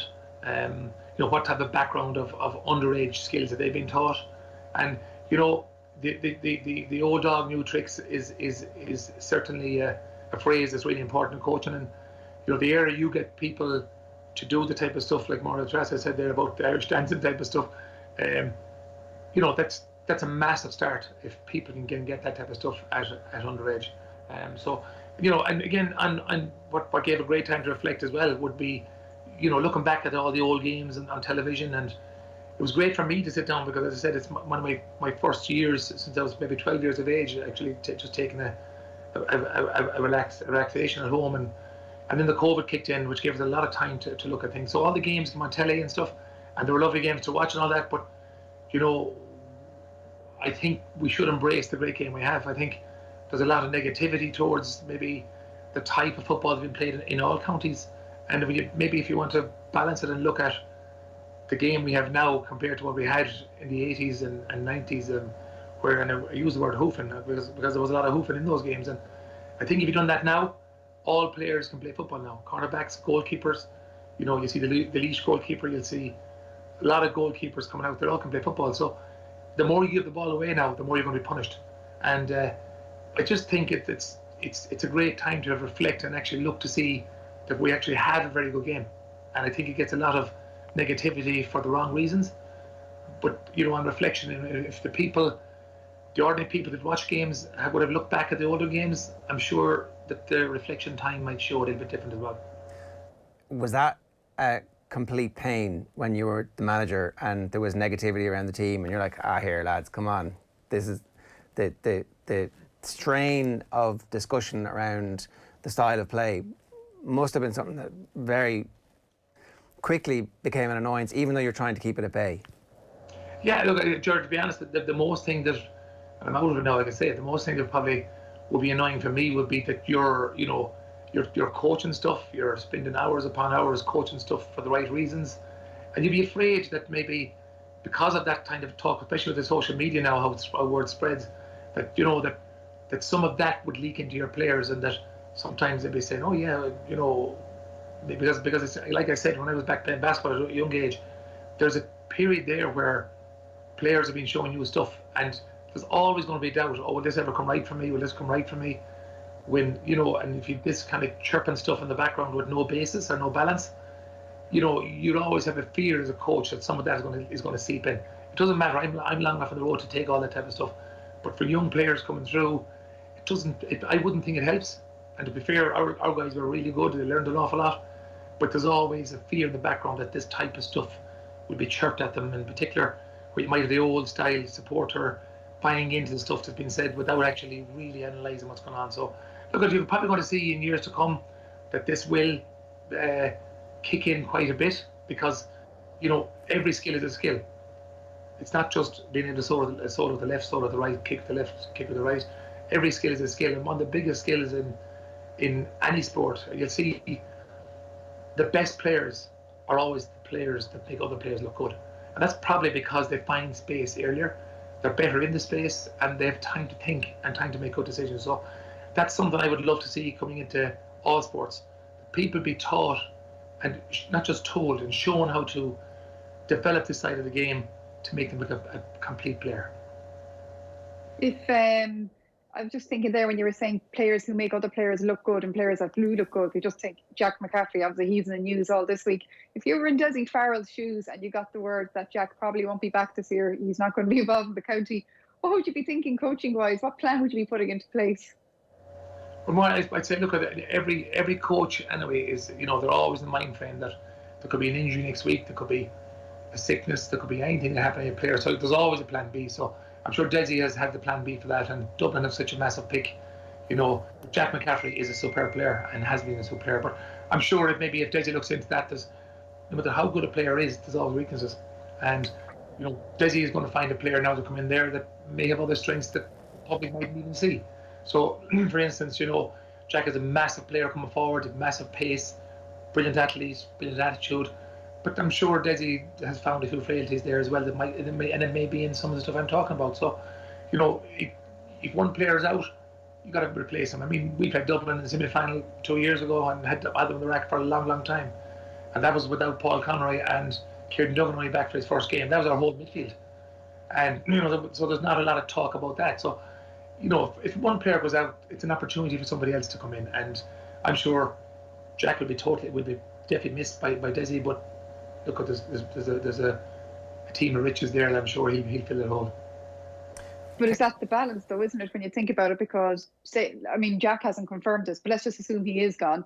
Jack is gone, you're thinking, okay, Desi will have a plan for that. But then if somebody else goes or if somebody else gets injured, then you can see all of a sudden that Desi Farrell really has to work the coaching brain then, because it's one thing, like you said, 1-2. As you saw last year with Galway, if 3, 4, 5 fall, then you're in dire straits. If 9 and 10 fall, it's worse. So we had... Which happened to you as well, yeah. Yeah. So look at that happens. And again, we had a fairly clear run in 2018. We topped the National League. Had been really, really strong. Bet Kerry and in Dublin and won our first game in Croke Park, got to the semi-final, and we would feel that we should have been up 5-6 points at half time against Dublin, and we had the scoring chances to do that. It was 18 chances to 12. So again, maybe that belief, when we didn't take those chances, starts to slip away in the last 20 minutes, and those are things, I suppose, that experience brings you. But then unfortunately in 2019 all these injuries kicked in with big players, but all we could do is rejig our team and get other players in and get young fellas in who have experience, which hopefully for Galway now will be a plus factor. Keely McDade, Peter Cook, all those guys, Sean Kelly, all those guys that came in and got more experience. So getting the injured players back now for Porrick and getting those players had more experience last year, hopefully will work out. Kevin, Michael Duignan was on fire last night. He was speaking with Joe. We replayed it this morning. We've had a huge response to it already. I don't know if you've had a chance to listen to it yet, but essentially he was saying, and one of the lines in the middle of it was he thought that whoever wins this year's All-Ireland, if they've been training away when everybody else has not been training away, that it's going to be tainted.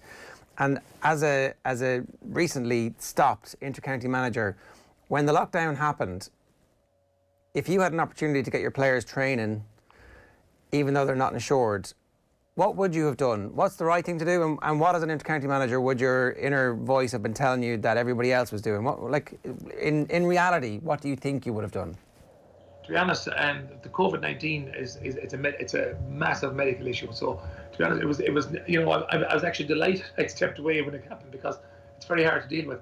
But look, at the end of the day, you have to think of the COVID-19. It was when it came out, it was life and death. So for me, there'd be no training whatsoever in that. I mean, and I am not aware of teams that were training, but I've kept my finger completely off the pulse. But the COVID-19 situation was, I cocooned myself at home here. I was doing all the stuff you're going to see in webinars coming forward. But it's really, really hard when you're dealing with a medical issue. I don't see how anybody would be getting together as groups. So for me, that was a simple answer. I don't see how people would be at that. So apparently some teams have been training through it. That was kind of the start of that conversation, that we've heard reports now, again, unconfirmed, and the GA themselves have said that they're not going to penalise any of those teams who might train with inter-county collectives before the insurance will essentially kick back in. Would it be tainted if a team has been training and everybody else has been obeying the rules? Would it be tainted? I suppose go back to your closed season over the years.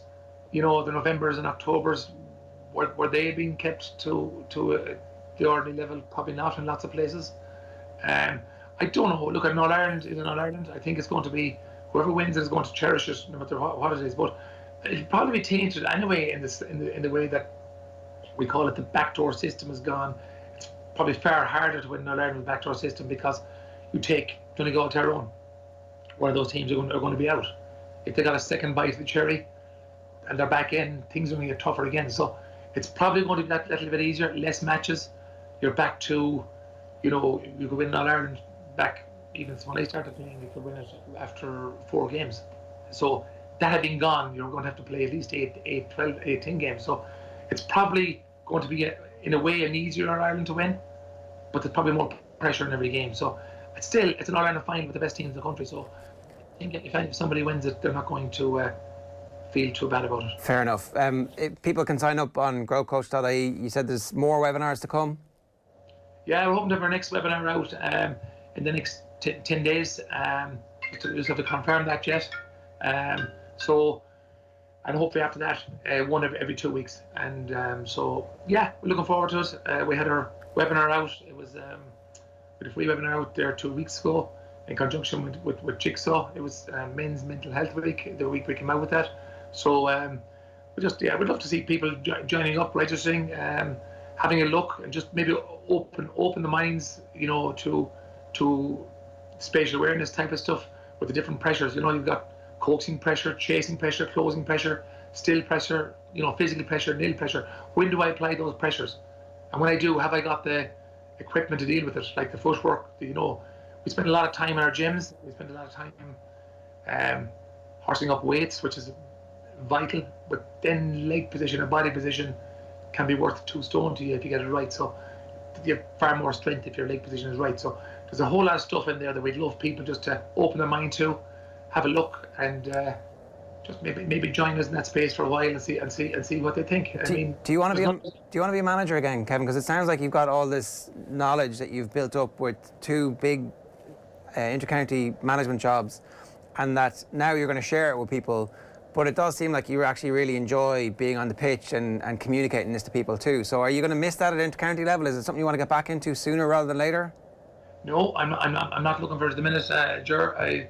It's something that it's an itch you have to scratch on this thing. We've been travelling the buses up and down Ireland, myself, Sean and Brian, who are involved with being grow coach, and we would be always discussing this on the way home and on the way to the matches, and just stuff, material that we would have always been educating ourselves on. And we just felt at the end of it that when we were stopping up, that there was so much stuff in the locker, I didn't want to leave it there.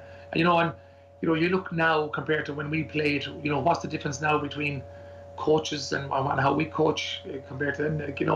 Every player would be always fed with KPIs, given feedback. It's about communication. How do I tell people? How can I show people? And again, that's massive. It's a great way of making relationships with players, but also a great way of giving them feedback of how to improve. And if they feel they're not improving for the first while, and you can give them confidence that yes, they are improving, that's a really good nugget for a player to keep working. So it's really, really important that communication avenues are opened with all players to make sure that they keep improving. Well, listen, best of luck with it. Growcoach.ie is the website, and continued success with it. I hope it massively takes off for you. Cheers, Kevin. Thank you, Ger. Thank you, Mark. So Kevin Walsh giving us some thoughts there on his own new business, which sounds very interesting, and also the main stories of the day. Coming up next this morning here on OTB, Colm O'Rourke is going to join us to set the scene for Leitrim's Mt Rushmore. First, let's hear from the Offaly County Board Chairman, Michael Dignan, who joined Joe on last night's Off the Ball. Have a look.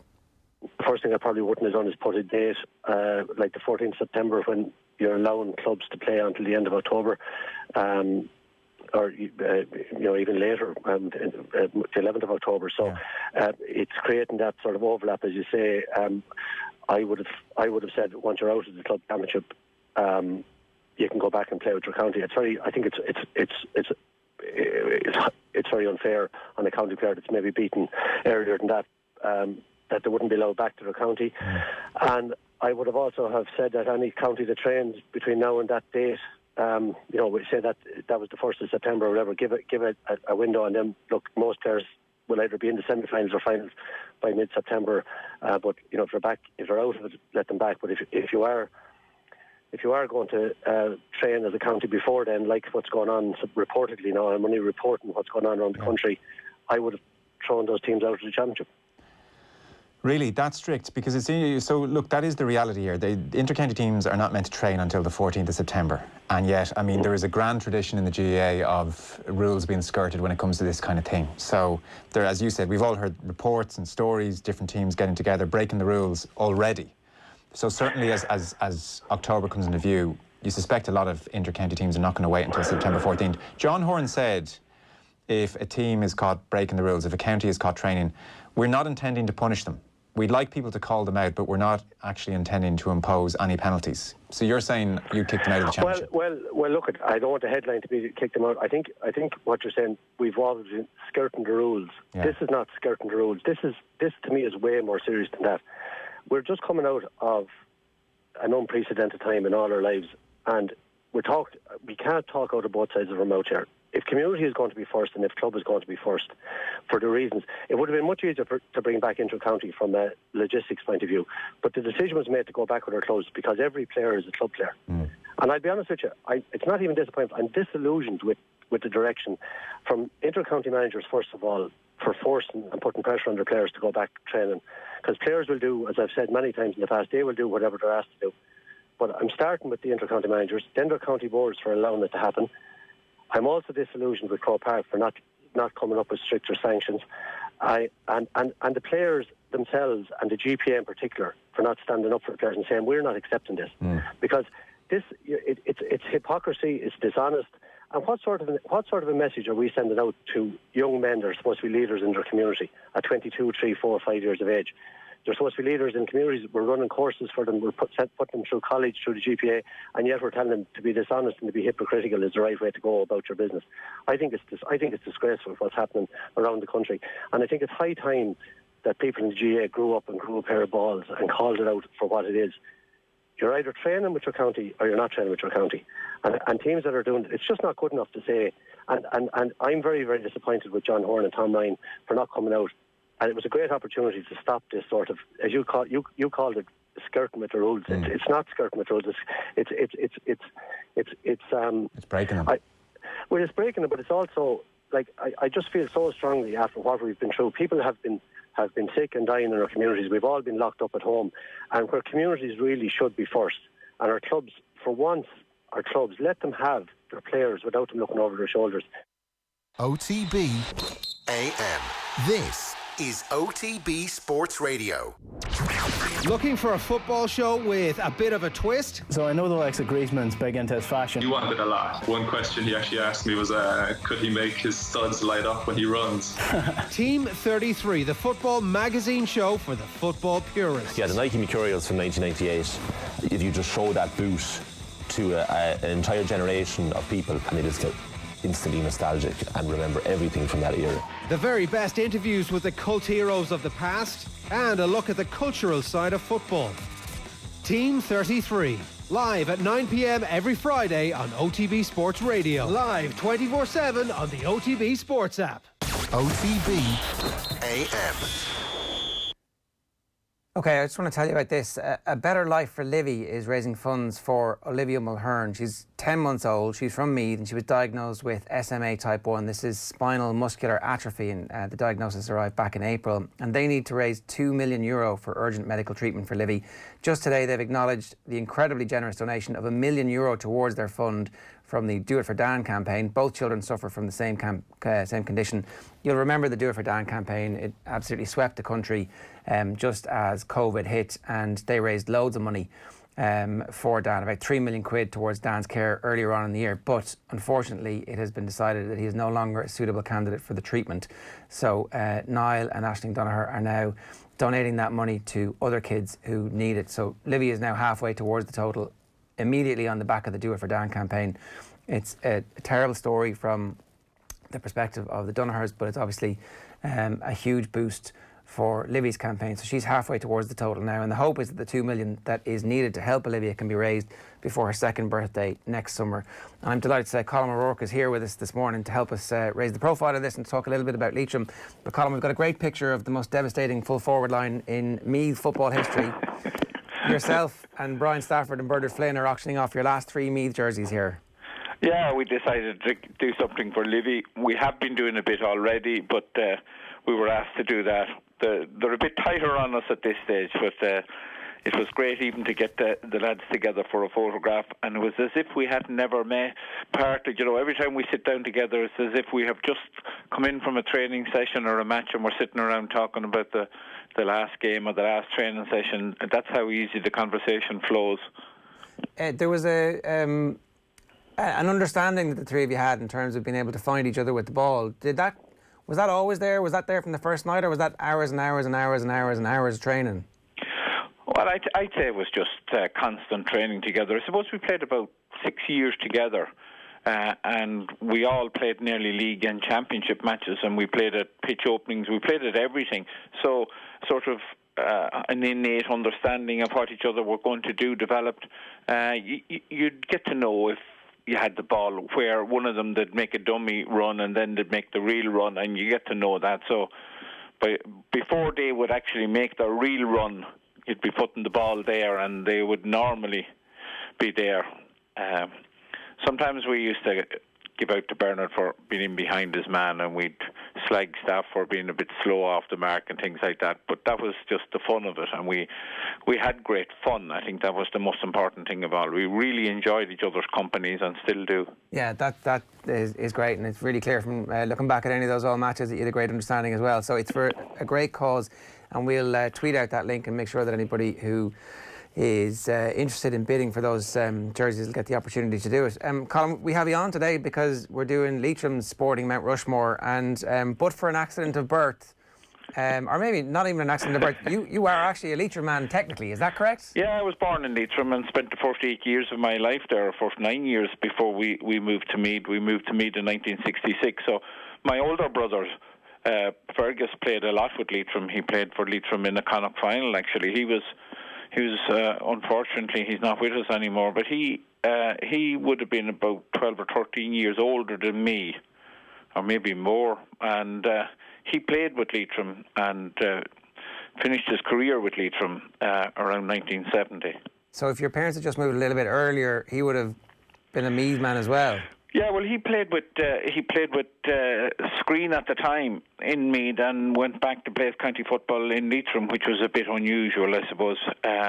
The club in Leitrim that my older brothers played with, Havas, had been quite successful and won 2 senior championships in the 60s. So a couple of my older brothers had played with them in those senior finals. So it was a sort of an unusual thing in the family that the older members of the family would have been sort of more of an allegiance towards Leitrim, while the younger members like myself obviously had no experience of playing football there, so our allegiance was to Screen and Meath.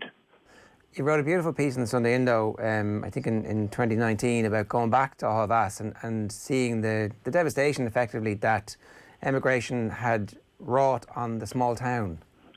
Yeah, well, I think it's very sad. I went back there and a couple of my brothers, and we went back to the school where we all had started going, and the school is now closed, and the church close to the school is closed, and I think there was 3 or 4 national schools at one time back 50, 60 years ago teeming with young people, and I think there was 3 young kids starting in the national school. All the schools closed except one in the parish. And I just thought the whole thing of rural depopulation was very, very sad, and sort of a community crying out for young people.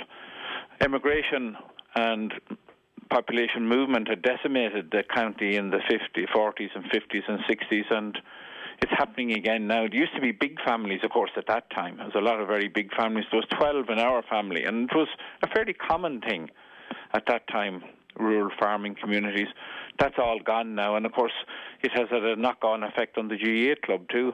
I'm sure it has, and on the schools and on the ability to keep teachers and to keep people living in the area, and it's just kind of as a bit of a vicious circle, and all of a sudden there's nobody there anymore. No, and I'd love to see some sort of effort made to sort of, and it has happened in some countries. I remember Harry Bohan championed the cause in Clare of getting people to move from Dublin to try and bolster these communities, and they have been doing it in Leitrim with some of the villages, but obviously people who move from Dublin are not going to move to a rural setting, but if they move to the sort of towns, the smaller towns, it give a huge boost, like your shop, your post office, the pub. The whole community benefits from young people. And unfortunately, rural Ireland and Midwest and a lot of parts are just dying on their feet.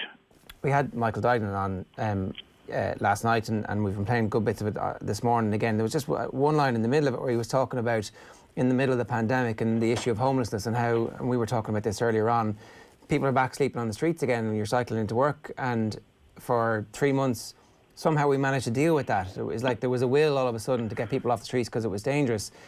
I kind of just hope that the opportunity that we have now to think about how we live and forcing everybody to go into the office all day the way they did in the 1950s, maybe this is an opportunity to promote the idea of living in these towns. If there was a little bit of broadband, people could live there and travel into work one day a week and then live in Leitrim or live in Kildare or live in Meath for the rest of the week. Absolutely. I think that what this pandemic has brought about is what our view of society is to be, as rather than a sort of nation of consumers, and what sort of relationships we're going to enjoy and what sort of communities we're going to build. And the GAA has been always very strong in that regard, and Michael Dagnan, I heard part of his interview, and of course he's been very strong on the whole training thing as well, and I would share his sentiments there. But definitely, what is society?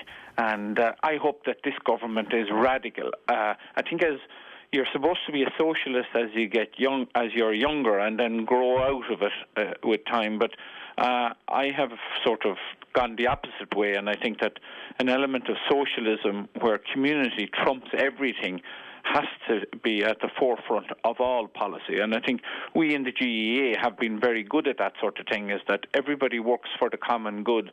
And I would like to see that we would develop more of that in our society, that it can run alongside a capitalist system where people can earn and do well and make money from good ideas and working hard. But at the same time, always, the society and community has to be at the forefront. And it's first and centre and always in front of individual gain. My fear, it's growing into a terror, is that we're going to miss this opportunity, that everybody feels that way right now, but that, you know, I'm stuck in traffic on my way home if I don't get if I don't cycle in, and it's like, this is miserable. 3 weeks ago it wasn't. Is there any way that we can all kind of come together and begin to at least express what a shared vision for that might look like? Well, I think the first thing would have to be a sort of a basic infrastructural change towards public transport, and that a system of commuting to and from work which is easy and fast and more enjoyable, I suppose. But that's going to take a generational change, and it's something I won't see in my lifetime, because it's going to take 20, 30, 40 years, I think, to do that. But first of all, you must start with the big idea and work towards it. And lots of other European cities have seemed to be able to build societies where work and leisure time are easier than in Ireland. In rural Ireland, in places like where I live in Navan, you don't have those sort of difficulties, so you can have an easier lifestyle. And I just couldn't live in a city now, and I spent a lot of my youth in Dublin, but I think the quality of life of living outside big cities is much greater, particularly with things like traffic. Do you feel like the GAA are doing enough at the moment to have that conversation about what the big idea and what the shared vision for the future is? Well, I think that they need to get involved in the development of planning policy. It's an idea that I've had for a while. If you take in Meath, for example, this is going to be a standard thing, that the new guidelines for one-off housing in rural areas you're going to need, I think, a minimum of 25 acres.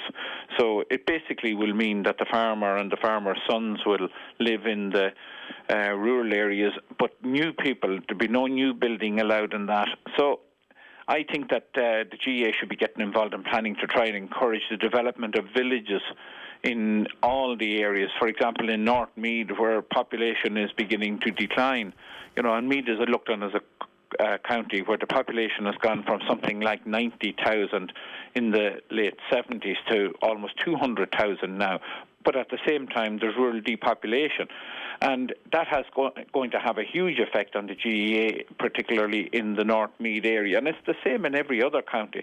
So I think the GAA should be working with the planners to develop some sort of village-type structures in almost all areas. Obviously, it's to do with water and sewage and things like that. But if you put 100 houses in a community, well-developed community blocks, imagine the benefit there would be for the local school and the local football club, and the sense of community that would develop in an area like that, rather than having a blanket ban on building, because what that is going to mean is that a lot of the rural clubs are going to have great difficulty in fielding teams in the future. They will just disappear. Yeah, and what you're going to be looking at is amalgamations, and I think, you've seen that in South Kerry and lots of other rural places, that even though the population of counties may be going up, the rural club has been destroyed and the game becomes an urban one. That wouldn't be good for us, and I think that that is a planning policy. We're absolutely dependent on what planners decide. Maybe the Greens will go back and say that we're better off to live in some sort of smaller communities. I hope that is the way forward. Yeah, that would make a lot of sense as well. Just to round out what Duignan was saying about counties training, he was saying kick any counties that are caught training out and actually make rules but stick to them. Absolutely. I'm a school principal, and I realised a long time ago, there's no point in having a sanction or having a rule if you don't have a sanction. If you do X, you get Y, and it works very simple, and everybody understands that in life. And if you're going to have a training ban, and yet counties are flouting it openly without sanction, then the whole thing becomes a joke. And what has happened now is that we've got the worst of every world. We have the counties training in some places and the development of a club championship structure which has been squeezed so tight to ensure that it finishes quickly, that fellas can get back to training with the county team. I thought we might have learned something, but obviously there are a lot of places where county executives don't understand that the real reason for their existence is to promote football in clubs rather than the elite of a county team. Yeah, and to go to Congress and enjoy the day out. Leitrim, let's to finish with Leitrim. Packy McGarty, Mickey Quinn, Eddie Leddy are all in the mix. Who do you think of when we talk about Leitrim's greatest sports people? Well, Packy McGarty is still alive and well, and he has a couple of grandsons actually in St. Pat's in Navan, and they are very good footballers. And my brother Fergus always said that Packy McGarty was the best footballer he played with. And that he was an outstanding player and would have been in any era. So I think that he probably will be the leader of the pack in that. Seamus Quinn was there, and Mickey Quinn and Mickey Martin. There was a lot of good footballers in Meath or in Leitrim, and I think that they loved their football as much there. I think when they won that Connacht title back in the 90s, you saw the effect that it had on the whole county, and it brought people from all over the world back just to say that they were in Croke Park to see Leitrim the day they played Dublin. Of course, Declan Darcy, captain of that team, has made a massive input into football in Dublin. I was slagging him last week when I met him that he should go back and do the same for Leitrim now that he's finished with the Dubs.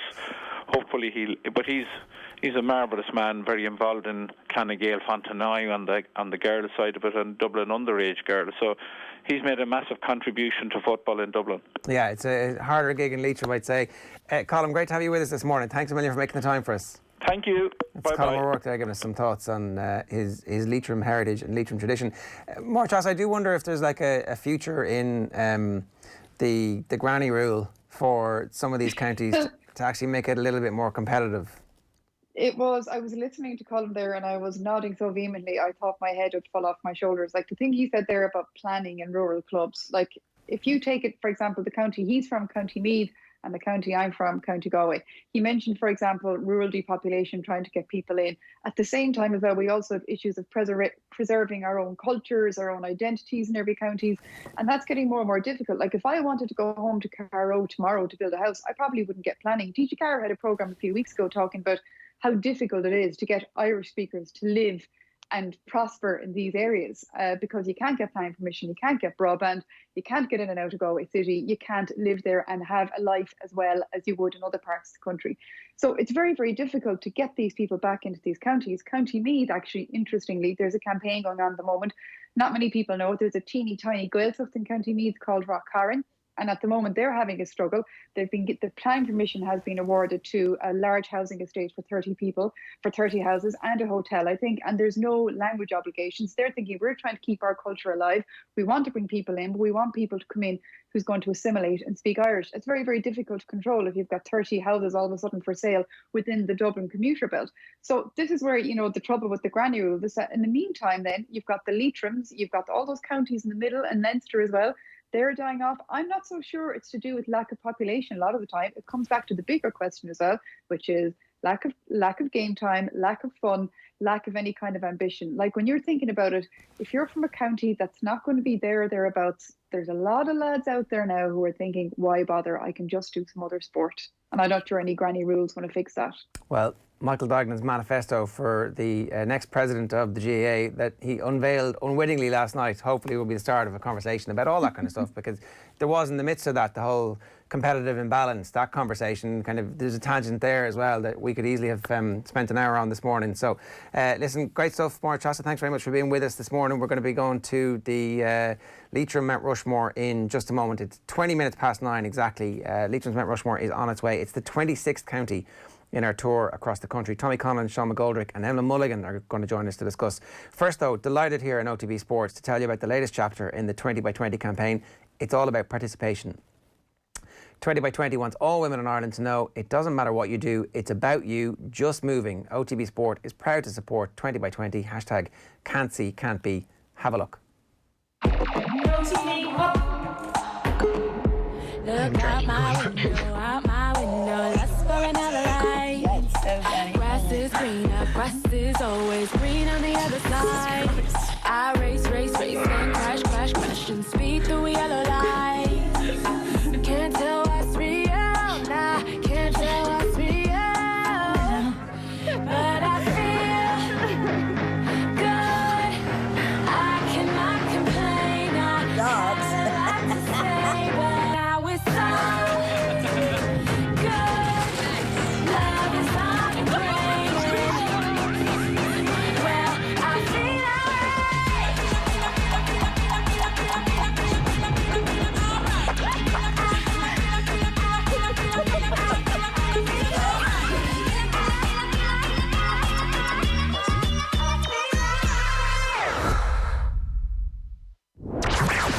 I'm not worried about it. I can stand over this. Cora Staunton, Lee McHale, Kevin Kilban and Kieran MacDonald. OTB AM's Mt Rushmore.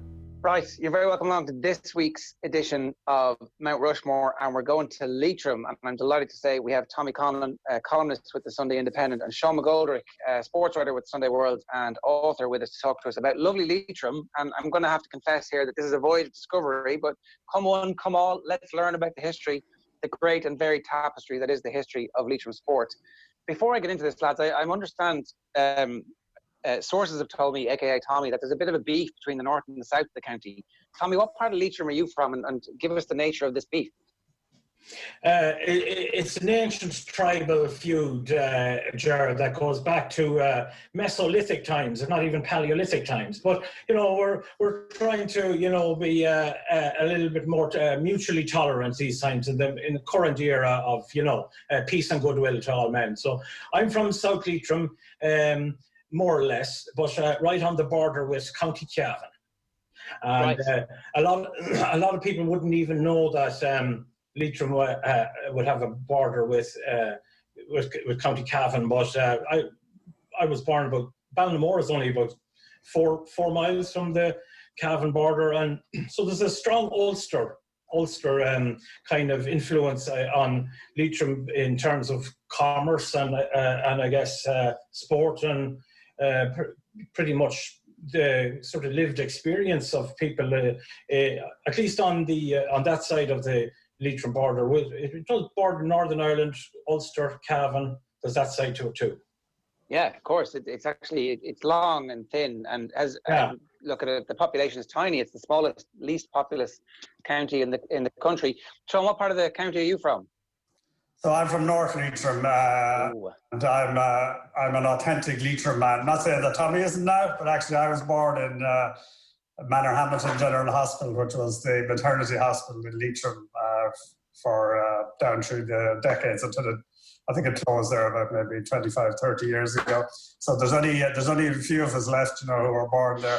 So our influences would come from the other end. As you say, we're a long, slender county.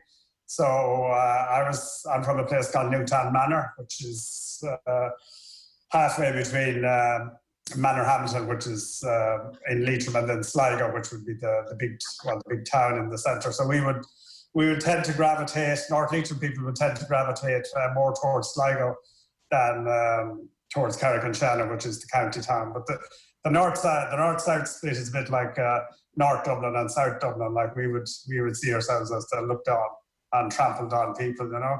But we're trying to break out of that mold at the moment. But the North Leitrim, it would have an influence on sport in the sense that a lot of North Leitrim people would have been supporters of Sligo Rovers, and they would be seen as kind of a local sports team. Now, it's not so much in since summer soccer, since the League of Ireland went to a summer season. It's not as pronounced because obviously the GA is the big sport in Leitrim. But when I was working and living there during the winter, you see lots of Leitrim people at the showgrounds every Sunday. Okay, right. So there's a soccer interest at least. Tommy, is it purely a GAA county? Are we to be expecting 4 GAA heads to be chiselled onto whichever mountain we decide to go here?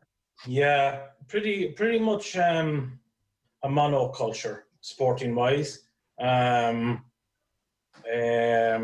Although as we'll find out, actually there is a distinguished tradition in athletics, track and field, and that, and historically, of course, there would always have been a bit of a crossover between the Gaelic Athletic Association and I guess the BLE, as it was, Irish athletics and that. But unless Sean has other information, I mean, I think basically it would be fair enough to describe it as pretty much a GAA monoculture, more or less. Sean, would there be more to it than that? Well, as you said, we would have a tradition of athletics, which we'll talk about in a few minutes. There's one story I'd like to tell, which shows just a bit of history. We're proud boasters of the fact that a New Zealand All Black World Cup winner actually played both rugby and GAA at Leitrim. Actually, I wrote the story there a few weeks ago during the lockdown. Bernie McCahill, who was a centre on the New Zealand team that won when he was on the squad that won when New Zealand won the first Rugby World Cup. There was a man from Drumshanbo, Aidan Hearn, who knew him very well. His family, a lot of his family were in New Zealand, and he went out there, and the two of them became friends. And through him, Bernie McCahill played GAA, and he also recruited Zinzan Brook to play GAA, and they played in the Australasian Championship quite often, and New Zealand, as it was then, actually won it one year. But I know the story was that the year after New Zealand won the Rugby World Cup, Aidan Hearn got together this kind of a GAA Barbarians team, and they came to the Drumshanbo where Hearn is from, and for Christmas 1988, and there's a rugby team, or the only rugby club in Leitrim is Carrick-on-Shannon. In the early days, they used to be called East Connacht, but they're called Carrick-on-Shannon now. But on St. Stephen's Day, they used to have this match between a Roscommon selection and a Leitrim selection among the club themselves. So in 1980 or 1988, the New Zealand All Black turned up and lined out with Leitrim in the challenge match. And then the following week, they actually played a GAA match in a place called Ballinadlera between an all-star selection and a local team drawn from Alan Gales, which would be the club under Drumshanbo and Ballinadlera. And actually, Eamon McGowan, who was a big GAA figure in Leitrim for years, he actually scored a hat-trick of goals. The match ended in an honourable draw. But, so that's our connection. That's our big connection with rugby. There's a lot to be said for honourable draws. I've got to say, of all of the cases that we've had people make so far, that is literally the most tenuous for anybody, for any connection to a World Cup winner. I mean, I can see the children of immigrants, I can see all that kind of stuff making sense, but once played a game with somebody from Drumshanbo is right up there, top of the list. I was just doing that as an entertaining allude. That's fair enough. So he's not on your list. Bernie McCollum, no, he's not on your list. I was tempted, but I said, yeah, as you said, the length was a bit tenuous, so I discarded him. Tommy raised the athletics. You've got 5 Olympians, in fairness, for a county with 30-odd thousand people living in it. That's not bad. Yeah, it's only when I actually did the research that came up, which I thought was quite an amazing statistic. We would have a a tradition in race walking going back decades, and it's not surprising that two of our Olympians were race walkers, Colin Griffin and Laura Reynolds. And interestingly, Colin Griffin is the son of Pádraig Griffin, who would have been an outstanding administrator in athletics, and not just locally but nationally. He's a former president of BLE, and also, as people know, there was a very damaging split for decades in Irish athletics, which was eventually sorted out only in the last 20 years. But behind the scenes, particularly in the 1960s, Pádraig Griffin played a big role in that. But go back to the Olympians. Our first was Eddie Leddy, who ran in the 72 and 76 Olympics. And he was a scholarship student, as was his brother PJ, in East Tennessee State University. And they formed part of what was called the Irish Brigade out there. And one of the Irish Brigade was Frank Greeley, who most people know as the long-time editor of Irish Runner and a person who's been associated with athletics for decades. But Frank was a very talented runner in his own right, and actually set the 10,000 metre junior record about 50 years ago, and it still stands. But they were all students together in East Tennessee State University, along with Neil Cusack, who won the Boston Marathon, and there was another few Irishmen, and their big claim to fame was that at the National Collegiate Cross-Country Athletic Championships in America, which is a huge thing, in 1972, the East Tennessee team finished second overall, with Cusack won it, and Eddie Leddy was third, and PJ was in the top 10. So in the 70s, Eddie Leddy was one of the outstanding distance runners but certainly in Ireland, and made his way on the world stage. I'll tell you one amusing story. I wrote a book last year about the history of the Dublin Marathon, and I spoke to Cusack because he won the second Dublin Marathon.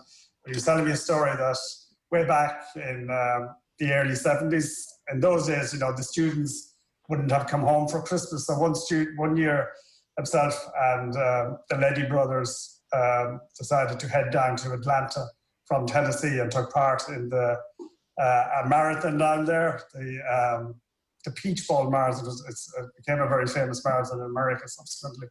And Cusack won it in what was then a world record time for he was only 19, I think, at the time, around 2:18. And Eddie Leddy was third. And Cusack reckoned he'd have ran actually faster, except he went back to accompany Eddie at some stage during the race. So that was. Sean, I remember. Sorry, Sean. I remember Eddie Leddy as when I was a child. Baby, I'd say barely walking, because Eddie Leddy was from the parish of Drumreilly, about 3 to 4 miles out from side of Ballinamore. His club was Ballinamore AC, Ballinamore Athletics Club, and Sean mentioned Pádraig Griffin. I mean, sure, Pádraig Griffin was Mr. Athletics in Leitrim, and one of the stalwarts of Irish athletics in the 1970s and 80s. He was chef de mission, I think, chef de keep for an Irish Olympic team. I don't know if it was in Moscow. In Moscow, I think it was in Moscow actually. Wow. But Eddie Leddy became an Olympian, really, and Eddie Leddy himself credits Pádraig Griffin with the coaching, with the influence in Ballinamore. But as a child, I remember I have this. It's sort of an isolated memory. I have no context for it, except remembering being down in the Gaelic football field in Ballinamore one day. I don't know what any of the circumstances, except I saw this lone figure running laps of the field over and over and again. And what I remember more than anything, I wouldn't have understood about his prowess at all, except that I was told that was Eddie Leddy. And he had this jet black afro. And that's what I remember from it. He had this sort of enormous jet black afro, and just looked a very, very rare and unusual man, even just visually to a child. And then I was told he was going to the Olympics or had been to the Olympics. And he as Sean said, he ran in the 3,000 meter steeplechase at Munich, and in the 5,000 and 10,000 meters in Montreal. And I just remember being, as a child, and it stuck with me, being awestruck that our little community had someone who had been to the Olympics. He was going to the Olympic Games. You know, it had the kind of a sort of a mythical idea, a mythical sort of quality. It was almost like a man going to the moon. Imagine like someone from your little parish or town, and he's going to the Olympics. And that's why Eddie Leddy always lodged. It was just a childhood impression. And I was just researching this last night, Jared, if I may, and it turned out that Eddie Leddy ran world-class times. His personal bests were and would be considered apparently world-class today. 5,000, 10,000, 3,000 meters steeplechase. And as Sean says, Ireland's first Olympian, Leitrim's first Olympian, a double Olympian, and I suppose someone we would remember or whose name would resonate. The name resonates, Eddie Leddy. But he's definitely someone that maybe not nationally known, but we would have remembered. Okay, so it's safe to say you both brought him up unprompted that he is definitely on Leitrim's Mt Rushmore. Sean, is that correct? Yes, that's correct. And okay. My second choice would be another of our Olympians. Would be Frances Cryan, single sculler. Actually, she could be described as the first lady of Irish rowing because she was the first Irish woman rower to be selected at Olympic level.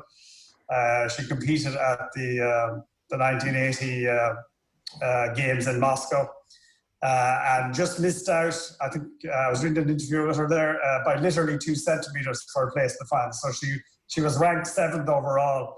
And it's interesting because we come on to the GA and its huge prominence in Leitrim life, and particularly the Connacht Championship win. But the Leitrim Observer, the local paper, did a survey a few years ago, and her performance in Moscow was selected as the greatest ever Leitrim sporting moment. It actually surprised me a bit, but that's what they decided. So, I mean, she was brought up, she was born in Carrick-on-Shannon in the family-run hotel, which she runs, or a guest house and bar. It's now a hotel which she runs. So she was literally, across the road from her home was the River Shannon. So there was a rowing club in Carrick-on-Shannon, and she started off there as a young schoolgirl, and she started off, I think, in a Coxless fours, but then she eventually graduated to the single sculls. And our coach was a local man, Aidan Nangle, and he had a huge influence on her career. And she won. I mean, she was the queen of single sculling in Ireland. She won 11 titles in a row, so she dominated totally from 1976 to 1986. And she was just, I mean, it's 40 years ago now. She was just, I think, 22 when she competed in Moscow. And normally you would have expected her to go on and competed at another games, but it appears there was a difference of opinion. I'm not sure whether it was with the Olympic Council of Ireland or the Irish Rowing Union, but controversially she wasn't selected for the Los Angeles Games, which was a pity because the Eastern European boycott. I mean, she probably, you would have imagined she might have made the final there, but she continued. She competed at World Championship level, and she tended to finish 9th, and they were saying, well, you need to finish 6th. And then there was an issue about her. They wanted her to move her training base from Carrick-on-Shannon to Dublin, which I presume meant Blessington Lake. So basically she was a single Olympian, but given her historic role in Irish rowing, and I mean, there's been nobody else in Leitrim terms like her since or before, so I think she's worthy of inclusion. Yeah. I think a trailblazer who makes it on the global stage is obviously always somebody worthy of consideration. I think, Tommy, we might have a bit of consensus on this as well, because I'm fairly sure Francis is on your list too. Yeah, I was actually talking to my friend and colleague from the Irish Times there, Ronan McGreevy, journalist and historian. He's from Carrick-on-Shannon, and he was saying he remembers as a child a cavalcade that was organised for Frances Cryan when she came home from Moscow, and big procession through the town of Carrick-on-Shannon. Huge turnout crowds came out to greet her and that, and she was part of his childhood. And indeed, we always a low-profile person, I think, but again, I mean, and it's only actually maybe in many years later when we became more familiar, we in Ireland, I mean, with rowing as a sport, and we've come to appreciate what a brutal sport it is in terms of its demands, as you well know, on any athlete, that how lonely it must have been for her in a way, and how hard it would have been. Really doing it on her own with her coach, Aidan Angle. And even then, and maybe even since then, I don't think many of us would have had a concept of the enormity of the work that's required for her to become an Olympian in Moscow, as indeed it is for, it would have been for everyone, of course, every Olympian. But it's kind of something heroic about that, because I doubted if rowing had much of a support infrastructure around it at the time. But she had the, as Sean said, the River Shannon right on her doorstep, and she obviously ploughed thousands and thousands of miles up and down that river, and it took her to Moscow. And there is something pioneering, I think, about Frances Cryan's role in Irish women's sport. Okay, so we've got Eddie Letty and Frances Cryan. We have a consensus on that. Are there any non-Gaelic footballers that are in the conversation left? Because if there aren't, I'm going to bring in our special guest here. But are there any other non-Gaelic footballers left, Sean or Tommy? Well, we should mention our other Olympian was Breach Conley from Cheallaigh and North Leitrim, who competed at the last Olympics in the marathon.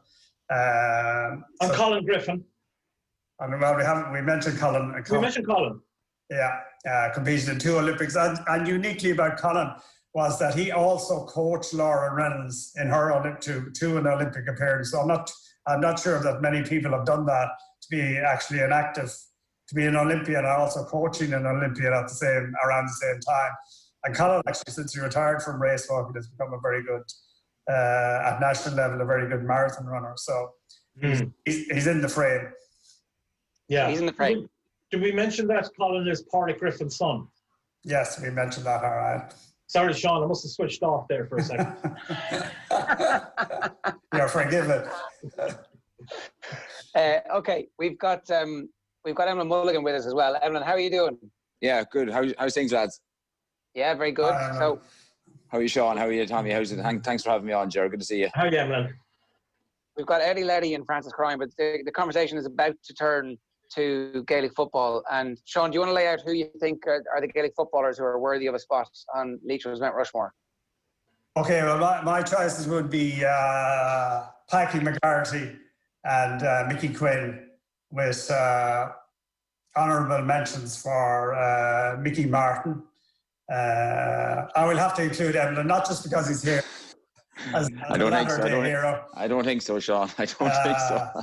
And also a Leitrim man who played all his football in Cavan. He was from what would be my hometown, Manorhampton. Enda McGowan, who actually won two Railway Cup medals, which not too many Leitrim players have managed to achieve over the years. And one other player, Father Harry O'Carroll, who was also from Leitrim, who had a very short career, because after he was ordained to the priesthood in I think around 1970, and he spent the rest of his life, as far as I know, in working on the foreign missions in Japan. But in 1969, he was on the Connacht team that won the Railway Cup, and they didn't win again. Connacht didn't win the interprovincial series again until the new century, shall we say. But actually, I was just looking up this in the 1970 final. It was Connacht v Ulster, and Ulster, he was marked by his fellow townsman Enda McGowan, who was playing for Ulster. So McGowan ended up winning, I think, 2 interprovincial medals, but Harry O'Carroll 1-1. So that's my broad outline of. Okay, that's great. I think the treachery of playing for Ulster against Connacht though should immediately disbar you from a place in the mountain. Emma, let me ask you this: who was your hero growing up as a young Gaelic footballer? This might be a tricky question because you obviously would have Donegal roots as well. So who were your heroes? Were there Leitrim footballers that you kind of aspired to be when you were a kid? Yeah, I suppose I came in at a time. I moved to Leitrim in the end of the year 1994. So I suppose 1992 for Donegal, All Ireland would be more on my line of things in terms of players I would have been looking up to, and the likes of Declan Bonner and that. But obviously, living so closely to Leitrim, you would have heard of the greats of '94 and the likes of Seamus Quinn and Declan Darcy and these players, and obviously Mickey Quinn and that. So. Obviously, it's just disappointing, I suppose, and there's such a gap between them players and what's going on now and, the achievement of them lads. And I suppose at my age now, you're going to get sick of listening to 1994. You wish there was more fellas of my generation that we could be talking about. But what them men achieved back then was obviously massive. And as Sean alluded there, the likes of Packy McGarty, I suppose they're a different era than me, but from talking to people, and my wife, she's a niece of the great Mickey Cairns here from Sligo. And I suppose he's one man I'd chat a good bit now and have a pint with. But he spoke to me about Packy, and the way he spoke about him and the high regard he has him, he must have been an absolutely phenomenal talent, And I suppose that's what when I was writing down the names, and I had the usual names that Sean has, well, he's a lot more than I have, but Packy was definitely number one on the top of the list, just basically from Micheál Kearns' own perspective of it, from being such a great footballer and regarded nationally. For him to say the stuff he said about Packy McGarty, you can only imagine of what a talented footballer he was, and to play up till he was 41 years of age. I think he made his debut at 16. It's an incredible thing to look back on. And I suppose, unfortunately, never got to see the likes of him playing, but definitely he'd be the top of my list here on it today. Okay, well, he gets super extra bonus points for being endorsed by Mickey Cairns, who's on the Sligo Mt Rushmore. So that's a double whammy for him. So I think we're getting rubber stamping here. Tommy, what's your recollection of the mythology around Packy? Again, like everyone else, it was McGarty it was Packy McGarty as in child growing up. You just heard everyone with an interest in Gaelic football around Leitrim was McGarty, Packy McGarty. When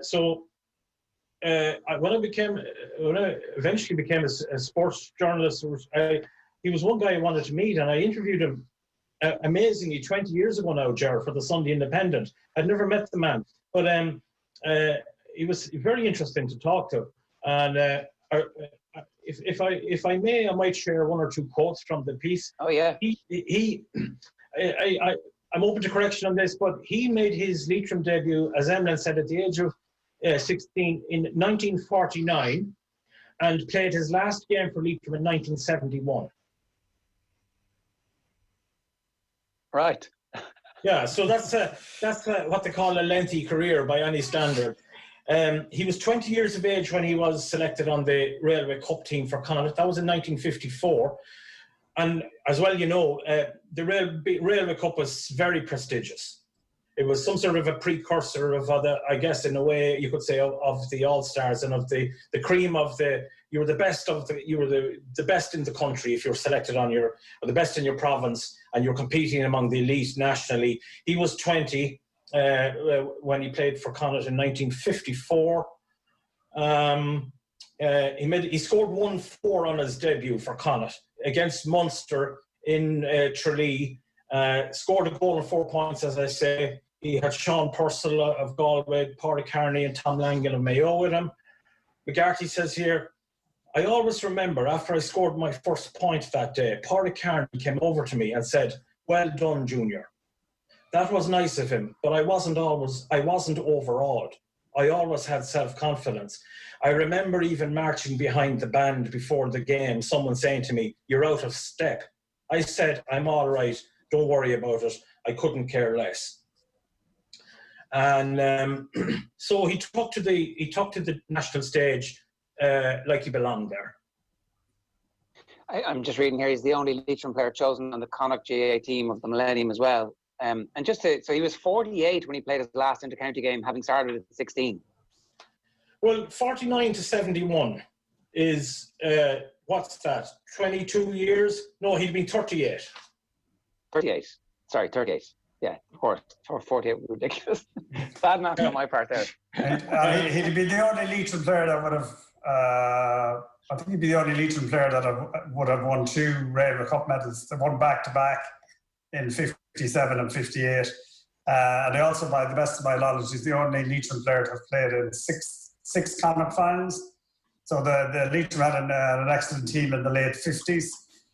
So they were in the final in 57, 58, 59 and 60, and unfortunately beaten by Galway, who were had been All-Ireland champions in 56 and were beaten again, were beaten finalists. So they were one of the top teams in the country at the time, Frankie Stockwell and Sean Purcell. And I think Tommy will yeah, I talked to Packy, if I may, Ger Emlyn, from that in that 4 in a row of Connacht finals. 1958 was the one that got away, beaten by 2-10 to 1-11. And McGarty said, is quoted here in this, when I interviewed him back then, he said, at half time, Leitrim were 4 down at the break. Quotes, there was shocking speeches in the Galway dressing room at half time. Shocking. There was only a partition between us and the boys were hitting it. And McGarty, let's not totally romanticize it. We would have heard growing up that McCarthy got very rough treatment from Galway teams, from that Galway team. And I remember Jack Mahon went on to become a GA writer himself, a journalist, and was part of that legendary. Was he part of the 3 in a row team, Sean? No, he played in 56. He was on the 56 team. So he would have been on.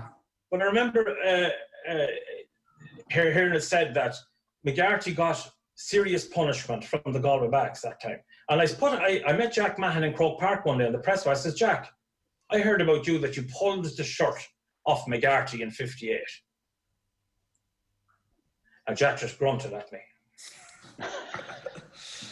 The problem would have been that, as Emlyn knows, that when the Leitrim wouldn't have been blessed with too many star forwards, so the opposition would decide that if they could stop McGarty, then they could basically stop Leitrim. And there was no black card in those days. Have you any experience of this, Emlyn, with the Galway defenders kind and inquiring after your health these days? Come on through. No, I don't think the Galway or the Mayos are too worried about a lot of us Leitrim lads. But no, I understand where Sean's coming from. You know, I says you get a bit over the years, but I'd say back then, I suppose this day and age, you have a lot more protection on pitches with linesmen and everything that's going on and umpires. I'd say back then, I can only imagine poor Packy, and I read phrases that the jersey was ripped off, and you know, that never happened to me, fortunately enough. But I can just imagine back then the scenes, I says, when things like that were happening and nobody passing any heat at all. But Jared, can I come in there again, if I may, please, about that McGarty thing? And of course, you know, in the decades afterwards, you know, long after he retired, you know, people from all over Ireland, including Galway or Mayo and you know, and everyone else, said Packy McGarty was a great player. He's an outstanding player. But I think personally that the Leitrim team that eventually did win Connacht in '94, I think part of it for them was they didn't want to be patronised. They didn't want to have it said of them when they were long retired, that was a very good Leitrim team. That was a really good Leitrim team. Maybe you should have won. Maybe they could have or should have won Connacht. And basically have the same thing said to them as was said to McGarty. And actually, really, while they spoke well of him in retirement, when he was a player, they you know, did everything they could to stop him, which I suppose they were entitled to do. But there seems to be a consensus that there was an element of rough treatment, sort out McGarty and sort out Leitrim.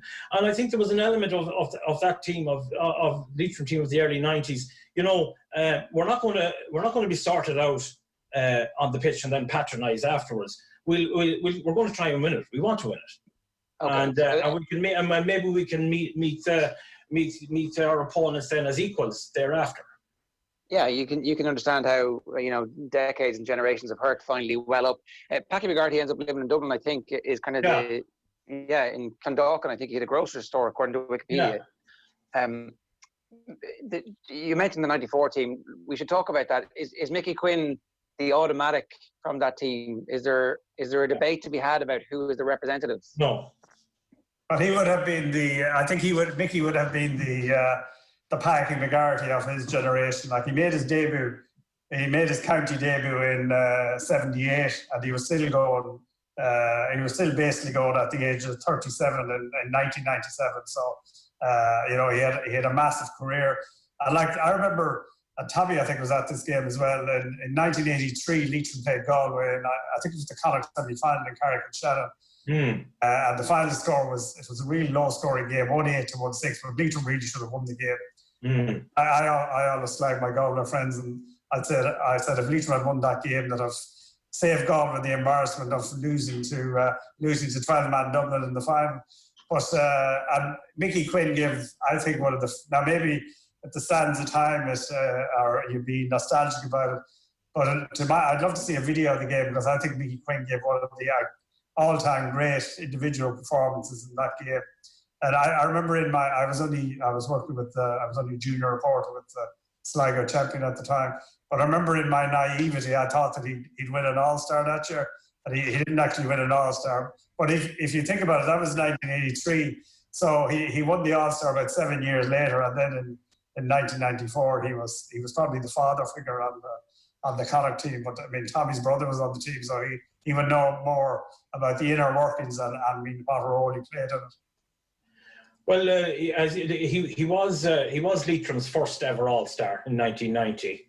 That 1983 performance at midfield is legendary. The senior debut in '78. There's the '83 game where he dominated the Galway midfield.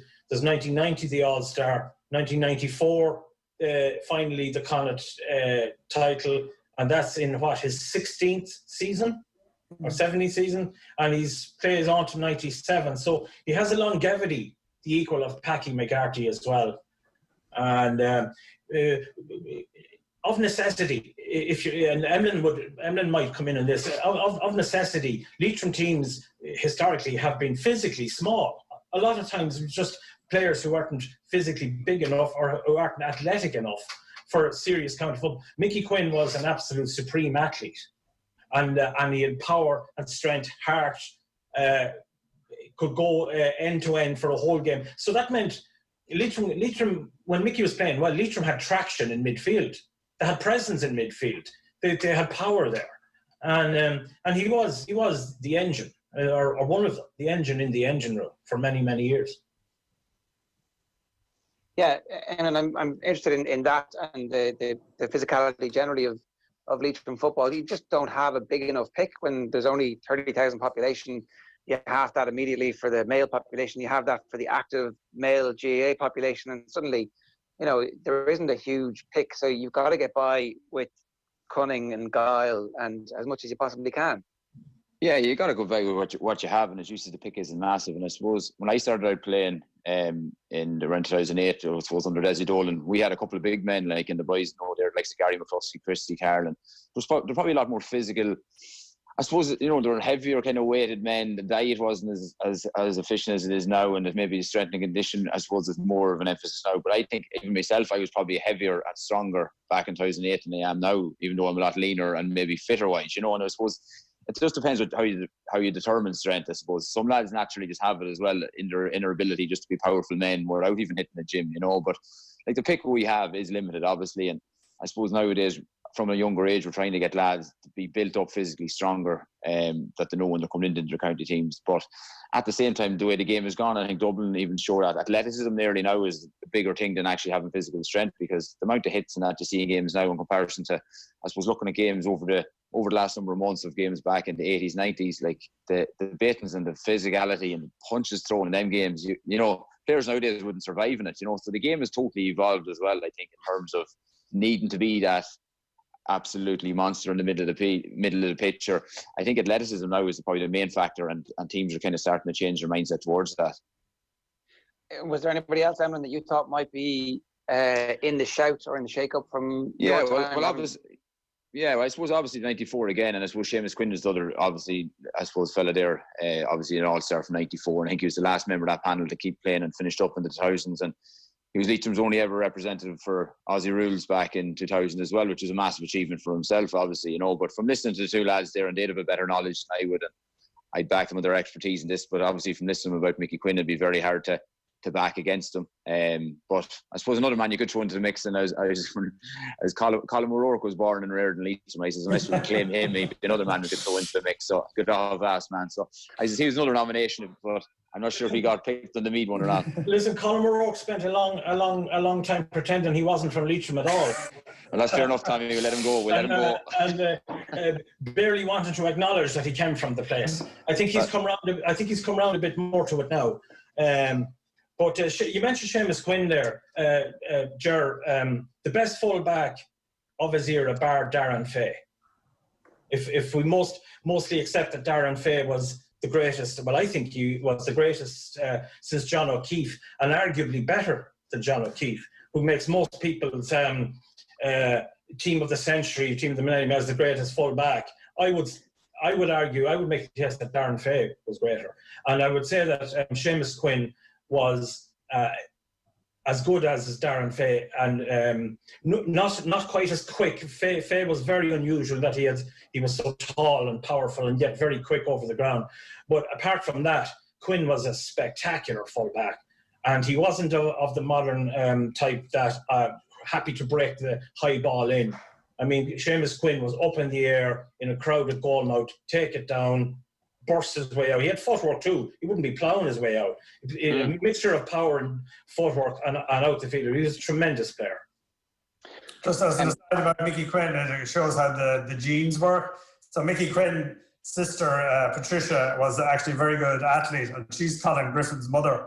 So Patricia Quinn is married to Porrick Griffin, and Colin Griffin is their son. So it's all in a little circle there around Wilden and Ballinamore.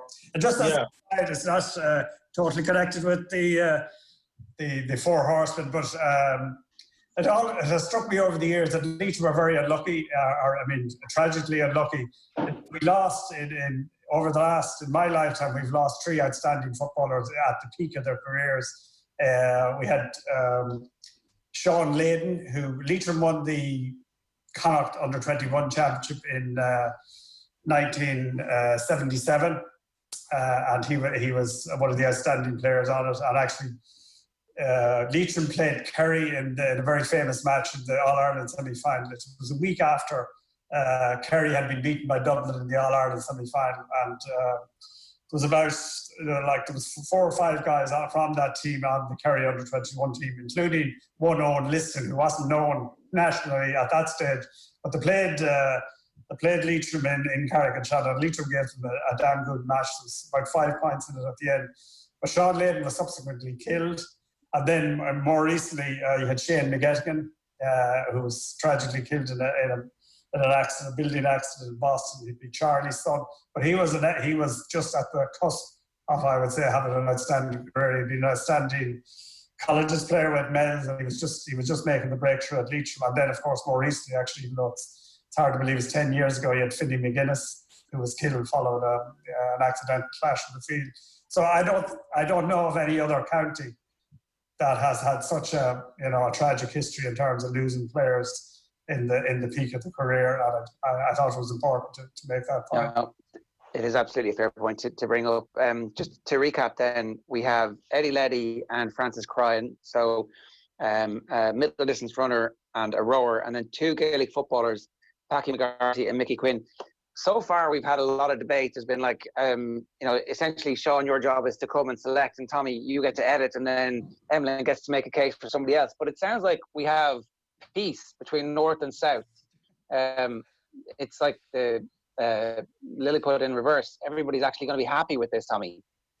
Well, not saying that we are sort of such an evolved species in Leitrim that we're able to put aside all tribal differences, much as I'd like to be able to say that. It's just that, as you may have suspected by now, Ger, the old Hall of Fame isn't particularly lengthy in Leitrim. You know, we didn't have to agonise over dozens of choices before we narrowed it down. I count myself lucky to be able to muster up 4 at all, really. And glad to have them, and glad to be able to salute them. I don't know what Sean and Emlyn feel. I mean, Michael Martin, Sean mentioned him already, would be the fifth horse of the apocalypse type thing. Michael Martin he had star quality, real star quality, long blonde hair, an absolute speed merchant, played for Leitrim from, I guess, the age of 16, 17. Again, another vast career of maybe 18 or 19 years. He was on the Ireland international rules team in 84, and a replacement all-star, I think, in 77. And if I might digress for a moment, Michael Martin often strikes me as a case for as an example of, is it ethically questionable? Is it even morally questionable? Is it morally or ethically questionable that the GAA has ordained it, and we all accept it, that your talent is determined not by the limits of your ability, but by an accident of birth, of geography? If you happen to be born, wherever you're born, that to some degree will set to the limits of your talent or of your career in sport. And Mickey Martin was a wonderful sportsman, footballer, brilliant soccer player too. Why should Mickey Martin or anyone else have a boundary set to their talent by an accident of birth, by your geographical origins? And to me, I've tossed and turned around this subject, this issue in my head many times over the years, but I think there is something essentially, and Mickey Martin's talent was wasted. He was a beautiful sportsman. I think that you're 100% correct. And I think that the whole fixtures debate feeds off this. And I hope that after the interregnum, where we've all had a little bit of downtime, that conversation will actually take off again. It's not a conversation for Mt Rushmore, unfortunately. No. But because we're out of time, but it is actually the perfect point to finish this on, because, you know, there are so many brilliant players. Even when we're doing this, how do we judge the criteria? Like so we need the outside. It was great to get Emlyn on to talk about a family relation who is also widely revered, talking about Packy in the way he did, because it kind of validates everything. It's like, and it's a weird system that there's no stats, there's no stat line that we can actually just go and say, well, he had 15 games. Over those 15 games, he scored an average of 6 points a game against top quality opposition, 4 of whom were all-stars. Therefore, you know, he gets this magic score that we pump in and go, he's one of the top 10 footballers of all time. We can't do that. And we can't do it because the competition is not fair. And you guys, with your population of 30,000 in the same championship as Dublin with their population of 1.5 million, is a bit ludicrous, really. And not to mention the fact that Dublin gets, if I think off the top of my head, gets 17.2 million in coaching grants over the last over the last 10 years, or Leitrim gets whatever it is, less than 1 million. So, but that's a debate for another day. We've just opened a can of worms. I'm going to close it. The Leitrim Mt Rushmore. My thanks to Emlyn Mulligan, Tommy Conlon, Sean McGoldrick. The 4 on the Mt Rushmore in Leitrim are Eddie Leddy, Francis Crine, Packy McGarty, and Mickey Quinn. Where are they going? Where is this mountain? There's a mountain called O'Rourke's Table outside Dromahare, which is very famous. It was made famous by the poet Thomas Moore. So I think that might be the suitable one. We'll keep it in the North, Leitrim. We'll keep it up north. Yes. You have been bulbing up there already, Sean. But that's in Sligo. We'll take it. It sounds good, though. It sounds like a proper place for it, all right. It does. That is this week's. That's it for Leitrim's Mt Rushmore. Thanks, lads. Thanks very much. Thanks, sir. OTB AM's Mt Rushmore. OTB AM. This is OTB Sports Radio. they spoke about your